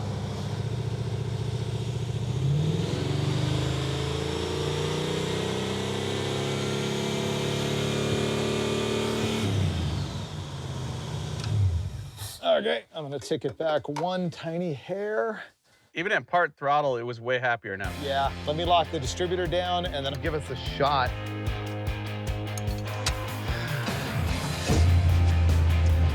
Okie dokie.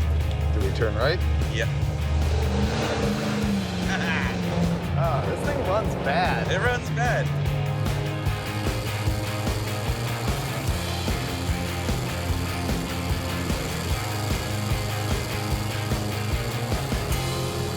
We don't have a functional tach, but that's a lot of RPM. What about that switch that says torque converter? I feel better. Does nothing. I did read from a guy who knew the guy who built this that it had a switch pitch converter in it at one time. So you could electrically change the pitch of it? Yeah. Wow.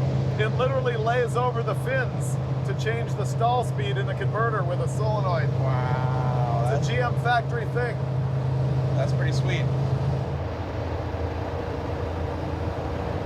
I smell burning oil. That's from the massive oil leak on the top of the motor that's running onto the bell housing. I think that's the back of the manifold. We're gonna make it. We've got 4 days to get to Salinas, home of Laguna Seca Raceway. Yep. That's genuine fire smell. What do you think? Nah. Are you sure? Wow, we're halfway to the highway. We're doing good. And we're headed to the highway. Isn't that Judas Priest? Living after midnight. Living after midnight, rocking to the dawn, loving till the morning, and I'm gone, I'm gone.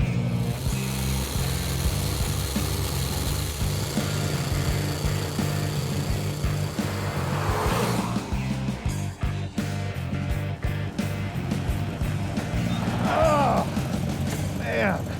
This thing is puffing, burning oil. And I don't see it coming outside the car. It's all coming through the firewall or something. I think it's coming up through the stick shift. Can we just look and see what's going on? Sure. Perhaps the only disadvantage to this particular pinnacle of 70s greatness is the hydraulic opening forward tilting hood. Every time you change the oil or check the oil, you got to go through this process right here. So while we take a little break, let me tell you something that really got my hackles up, like a hairball in my throat as soon as I saw it. Someone on social media called this a pro street car. No! Pro street car is fat meats tucked up under the car. This thing is wide-bodied out with fat meats sticking out with fender flares. Why would they do that? Well, first, to get wide meats. Second, to get a wider stance for that ultimate handling. That went up remarkably quickly.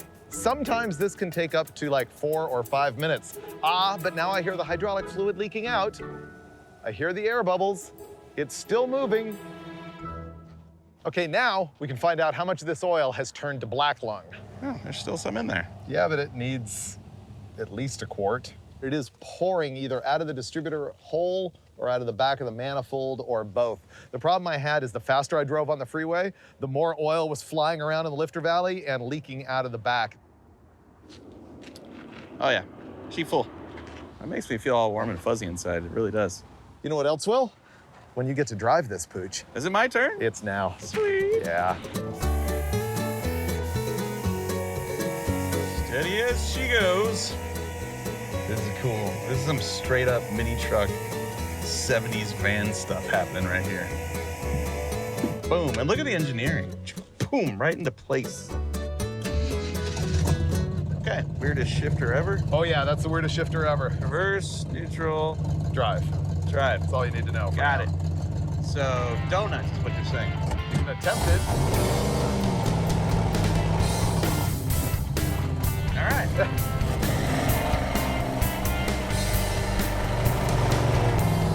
Well, I like the little wheel. It's cool, isn't it? This is just like playing Ivan Stewart's video game back in the... You're right. It needs the nitro boost button.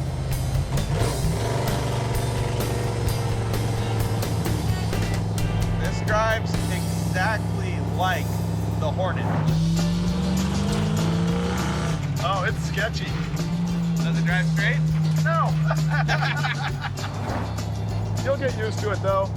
You get to go with the flow. The smoke is cut down. I guess it's because you're not driving as fast as I was. The faster you go, the more smoke comes inside.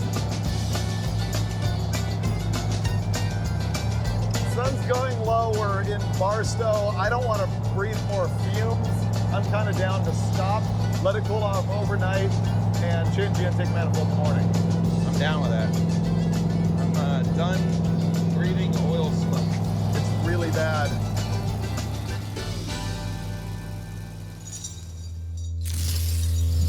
We've been in denial, but now that it's freezing, we need to fix it. I think that when we take the intake manifold off to fix the oil leak, we also have to take the carburetor and distributor out, and so maybe we can also fix the performance problem. Yeah. I have to show you something. So there was a lot of smoke inside, right? And all of a sudden the exhaust is way louder than it used to be, right? Mm-hmm, mm-hmm. This. Did your whoopee catch on fire? Yeah. Oh, it did. Where does the poncho? No. Burned clear through. That's how hot the floorboard is on this thing. I think the header has come loose. So I guess I'm gonna go 10-200 for about 20 minutes while you open the hood. Fair enough. Yeah. You can do it. Dude, it's out of fluid or something. Yeah. Fire it up. It stopped. No, it's out of fluid. It stopped. I don't know how you get fluid in that system. Oh, there it goes again. If only RJ Bosher was here to tell us how to fill the system with fluid. Oil is dumping right there. The problem we're experiencing with this thing performance-wise, not oil leak-wise, is that it cruises along just fine, but you get past a certain throttle position regardless of RPM, and it just falls on its face, just starts breaking up, has no power. My gut still says fuel, but we're gonna start by changing the module in the HEI and even the coil in the HEI, just because we were at the parts store, so we bought both things at the same time. So here is the HEI distributor cap. HEI means high energy ignition, and it has the coil right here in the cap. It plugs in right there, and there's an electronic module in the distributor right here, which is the triggering device. Oh, that's been butchered. Oh, it's melted too at one point. Check that out. I'm going to say that the leak is probably the distributor because of the way there's oil all the way on the underside of your gasket there and all the way around this sealing surface. So clearly, oil's getting up out of the manifold and past that gasket. So we're not gonna take off the intake manifold right now. We're gonna inspect the distributor, see if we can fix it, see if we can seal it back up and get it back in. I see a problem. So the plug melted. Oh yeah, burned out terminal, shoved together. Those were touching for sure. We actually have a brand new MSD distributor with us. I'm gonna check the part number on it and find out if it'll actually fit this engine. I looked it up. We actually have the right distributor with us, and you can see that it has a regular advanced curve in it. It has springs and weights, just like old school. So I'm gonna go through and pick the curve that I want by changing the springs. You can find in the instructions right there. They tell you ignition curves, RPM, weight, stop pushing, all that stuff. Super simple. As soon as Dave's done fixing the distributor and getting it ready, that can go in, new plug wires can go on, and we can fire it up and set the timing again. There we go. Fixed.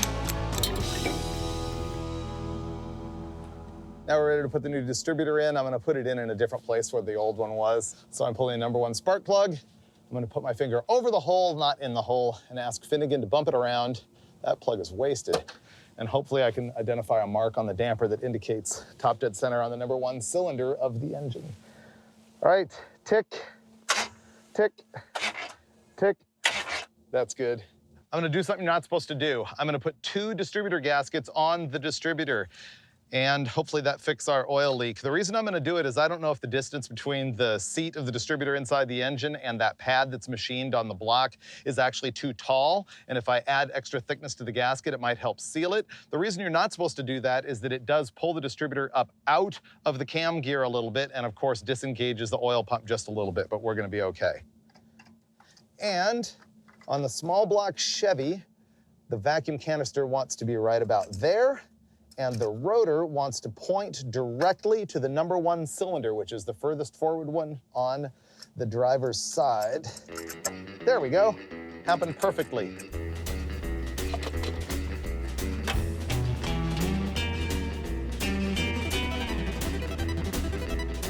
Spark plugs I took out are really, really foul, wasted. They were not that bad when we left town. Number 6 and 8 are junk. Hopefully it doesn't happen again when I put these new spark plugs in with our new ignition system. It's gonna be amazing to drive this thing if it has power. That is super not pro and super roadkill. I think we're ready to fire this thing up and time it.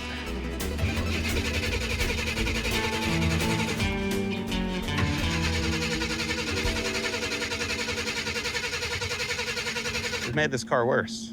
Before, it just ran poorly. Now it doesn't run at all. We put in a complete new ignition system, including a new distributor, a new coil, plug wires and plugs, and now the car won't run at all. We have 0 spark, and it's either because the magnetic pickup in this distributor isn't telling the coil to fire, or the coil can't fire because there's something wrong with it. What a morning. The first distributor that we got with the car was all shredded and leaking and garbage and hopefully causing our performance problem. The second one we put together wouldn't fire. Don't know why. Maybe because it only had 9 volts cranking? Who knows? Brand new HEI from the parts store. We know that it runs. We don't know if it runs well. I'm gonna time this thing, and then I think we're finally gonna hit the road and see if we actually improved this car or just bolted a bunch of junk to it.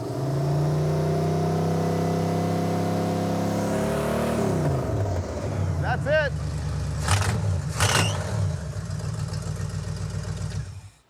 It developed a bad exhaust leak too. That must have happened in the middle of the day yesterday. I don't remember that before. It's pouring oil out of the back of the intake manifold. Yeah. After Mike gets the hood closed in about 9 minutes, we'll be hitting the road to see if we actually fixed anything. We're gonna be looking for smoke from the oil leak or not oil leak, not sure yet, and we're gonna be looking for like engine performance. Get down! Get down!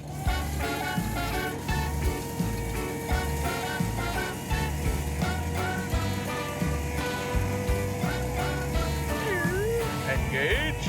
Oh. We got new spark plugs, we got new wires, we got a new distributor. I'd be okay with that. I don't want to breathe smoke all day. It was so bad.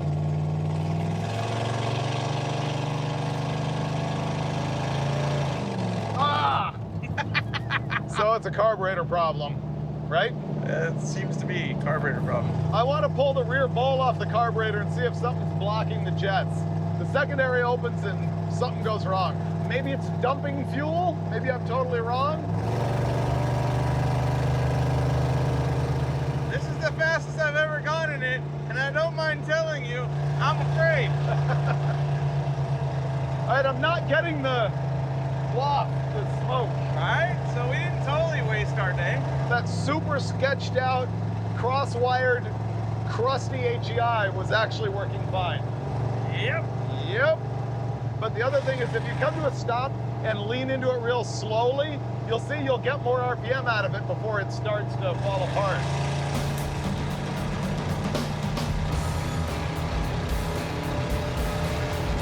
See? It's at different RPMs depending on how you load it.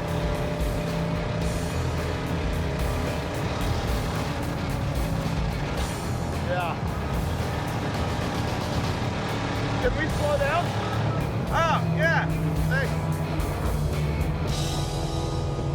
I return to my prior notion that it is a fuel system problem. The oil leak might be fixed. The performance problem is not fixed. The hood is not better. It's not smoking as much, but I'm gonna look for the oil leak. And look at that, I melted my shoe on the floor of the car. It's so hot. It's gushing oil. Oil everywhere from the back of the manifold. Yep, 100% back of the manifold oil. What in the world is wrong with this car? It still leaks oil, it still runs like crap. All we've done today is throw parts at it with no real solution. I think it is fuel system related, but I've clearly been wrong most of my life. So we're gonna stay here and pull the intake manifold off, which means taking the distributor out, taking the carburetor off, pulling the intake, scraping all the gaskets, getting the water out of it first, putting it all back together, and hopefully somewhere along the way I find where the performance problem is, and we also fix the oil leak. We should be good at this by now.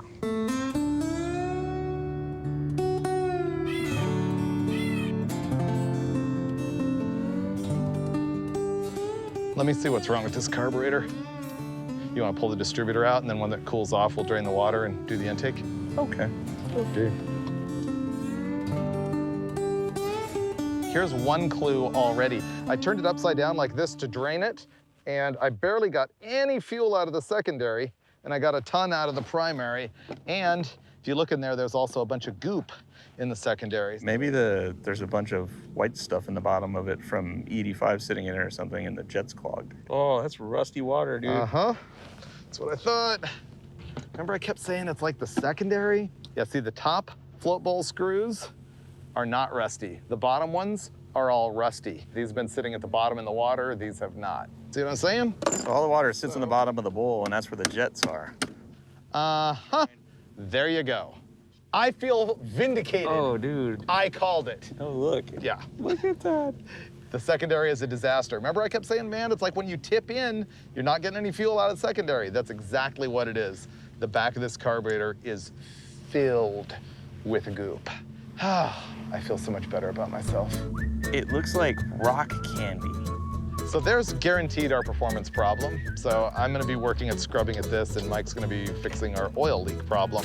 And when we leave here tomorrow, it will all be flawless. The Super Camaro will be super once again.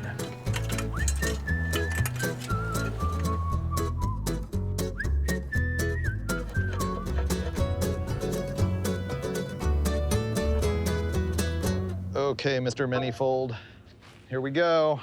I like to pre-install the distributor in the intake and use it to line it up. Oh, okay. All right, clutch head screws off. Being super careful not to rip the gasket. Look at that, see? This is why I had to get that plate apart, because you can see the fuel gets sucked through right there.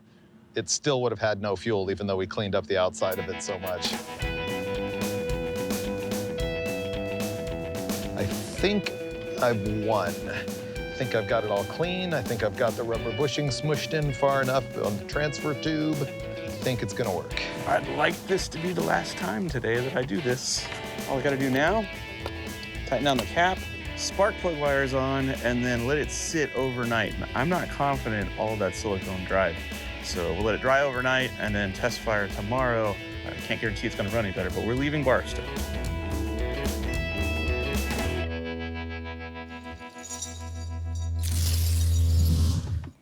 Barstow is the home of Robert E. Peterson, the founder of Hot Rod Magazine in 1948, Motor Trend in 1949.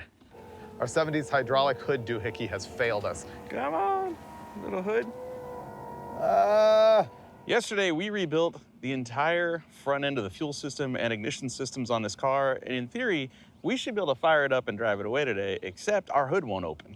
And it's actuated by a hydraulic pump in the trunk of the car, which does not have a reservoir, but we're pretty sure it's low on fluid. There was fluid in the trunk. We think it needs to be bled. We think there's air in the system. So what we're gonna try now is disconnect both lines from both hydraulic cylinders, put them in a bottle of ATF, and then manually grab the hood and open it up and close it a couple times and see if that will bleed the air out of the system and fill the lines and get us on our way. It's got some resistance. Yeah. It's pushing the fluid out of one. Pushing it out of one side and drawing it in the other, which is what it's gonna do. Yeah, and now we're It's starting to move. Yeah. Let's just see if we can get it all the way open. Okay.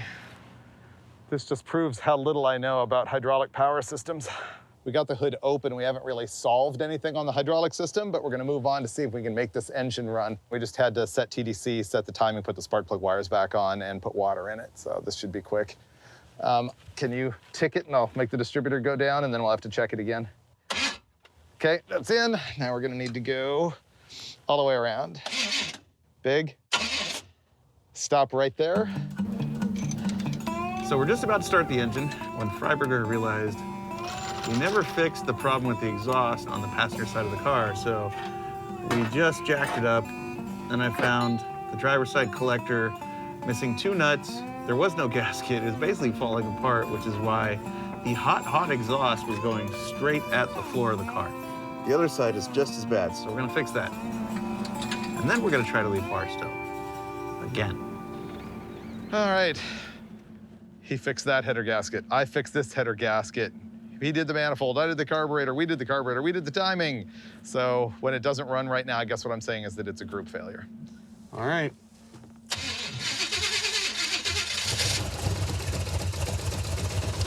Doesn't run good. It sounds horrible.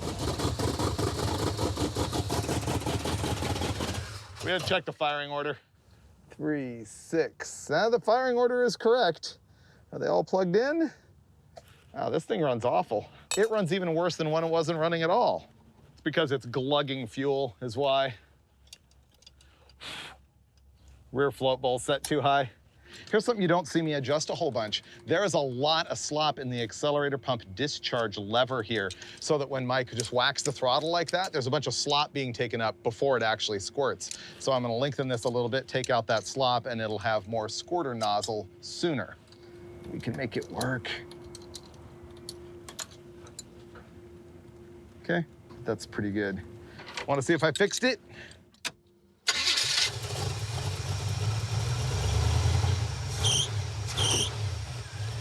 Okay. You want to try and shut the hood? All right, going down. Oh, wait. There, oh. There we go. Gravity. Oh, let me put the air cleaner on.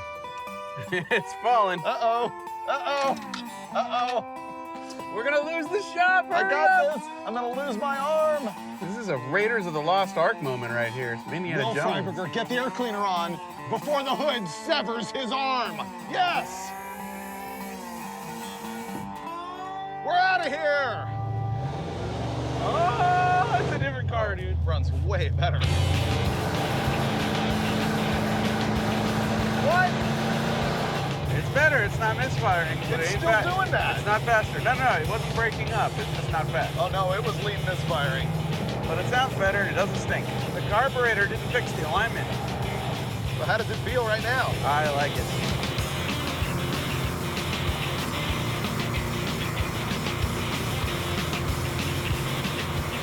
so much quieter, so much less smoke. Zero smoke. Everything seems uneventful now. We're just driving our Camaro. Pretty sure this does burnouts now. It's got to, right?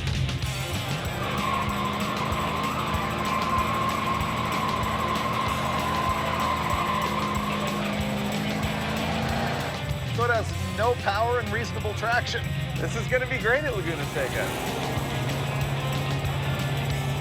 We are on our way to Rods West. Guy Don Waldron, who we have not seen since episode 8 of Roadkill, when we were taking the bare shell of the car that would become Blasphemy. And I have talked to him a few times over the years and you know, let him know what happened to those 2 wheels that he flowed me when we came by. They're still on the front of Blasphemy. They've been everywhere. Yep, and now I'm looking for wheels for the F-Rod, my Model A Ford hot rod that's been getting built on Roadkill Garage, and that someday we'll run and drive if only I can get wheels from the Don. And that's his with the trailer out front right there. Yeah. Wow. Time warp, flashback, deja vu. Oh, a Cadillac is awesome. Hey, Don. Hey, guys.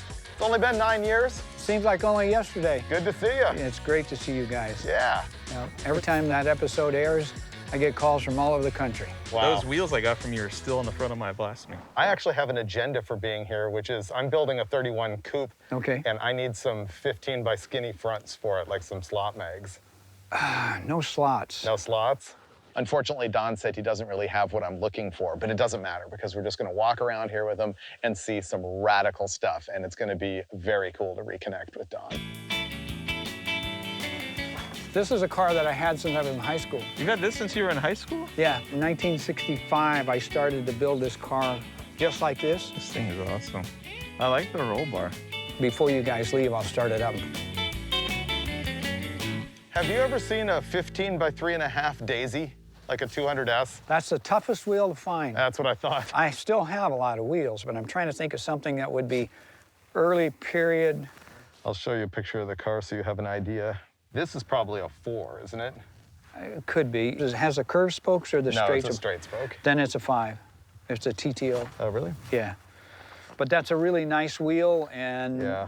When I go up and I see the D wheel on it, Yeah, I hate that. Yeah, that's the wrong wheel. It's totally wrong. I have a friend that does have some slots, and you want your wheels to be great.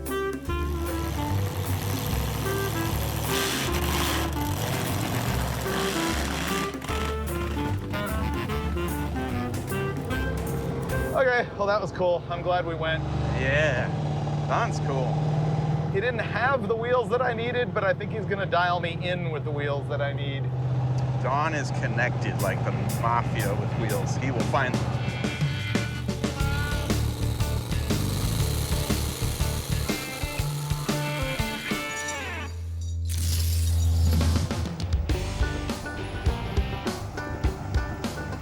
Man, it's been a nice drive already this morning.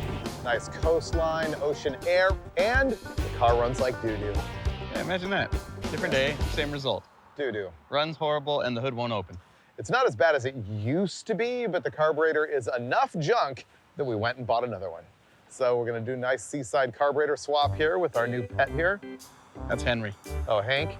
Yeah. Hey, Hank. It's got webbed feet like a duck. Can you open the hood? Would you mind? No one can open that. Give it a shot. Come on, dude. Do something. Come on, Hank. Right here. Okay, let's open the hood and change your carburetor. You've been a huge asset to the team, Hank. Thank you for all your help. Go ahead. There we go. Yeah. Oh, not bad. Is it ready to go? Now it is. Here we go. Poor carburetor. Ta-da! New carburetor. This is a Holly Street Avenger. This one has center hung float bowls and dual feed on it, but I think it came with a fuel line kit. Other than that, it should just drop on and replace. Easy. Looks cooler.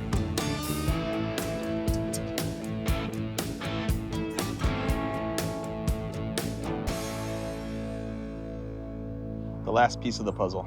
Stud to hold the air cleaner on. And then it'll just start right up, require minimal effort on our part to tune it, and we'll be on our way with a faster, more reliable car. Want to make noise? Yep. There we go. Perfect. Shut it off. You have a fuel leak? That's leaking super bad. I think it's the hose. You want to give it a shot? Sure. Fixed. Ah, much better.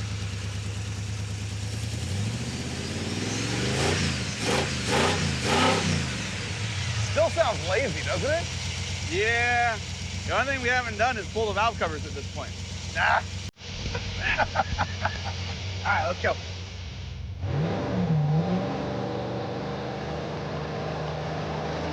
Thing is still weak. Something's wrong with it. It's got a lot of traction. Yeah, that too. It has never run smoothly, ever. Even now with our new carbutator.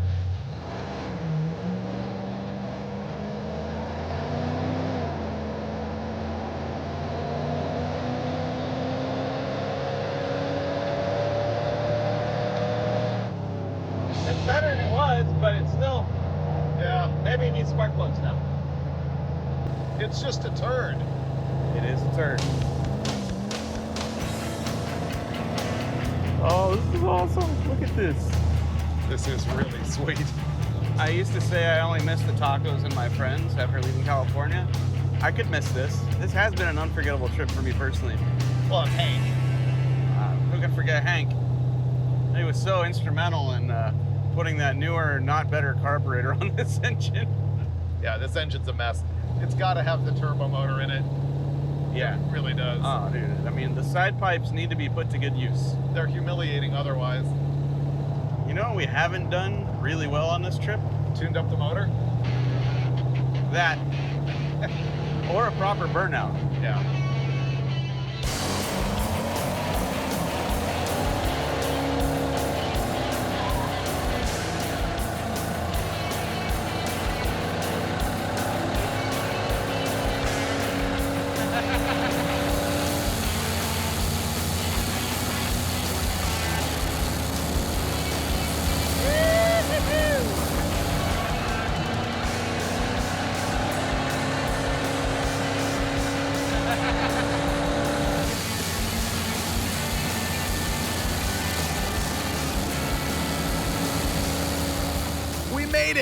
Our burnout was just a waft of smoke away from the gates of world-famous Laguna Seca Raceway.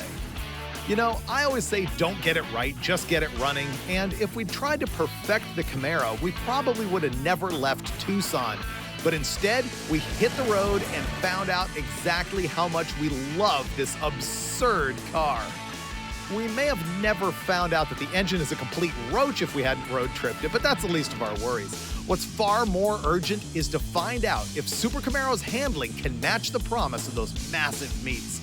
We're gonna hit Laguna Seca and run it against the NASCARlo and the Rotson. We're also gonna find out if any of those Roadkill cars can outrun a bone stock V6 rental car.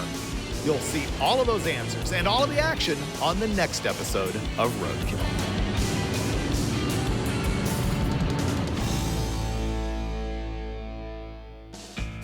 The beauty of this, though, as I lean over to put oil in the thing, it will slowly come down like a guillotine and put this point of the fender directly in the back of my neck. But now it's open. We can move on. We probably should do quickly because this looks like it's falling down again.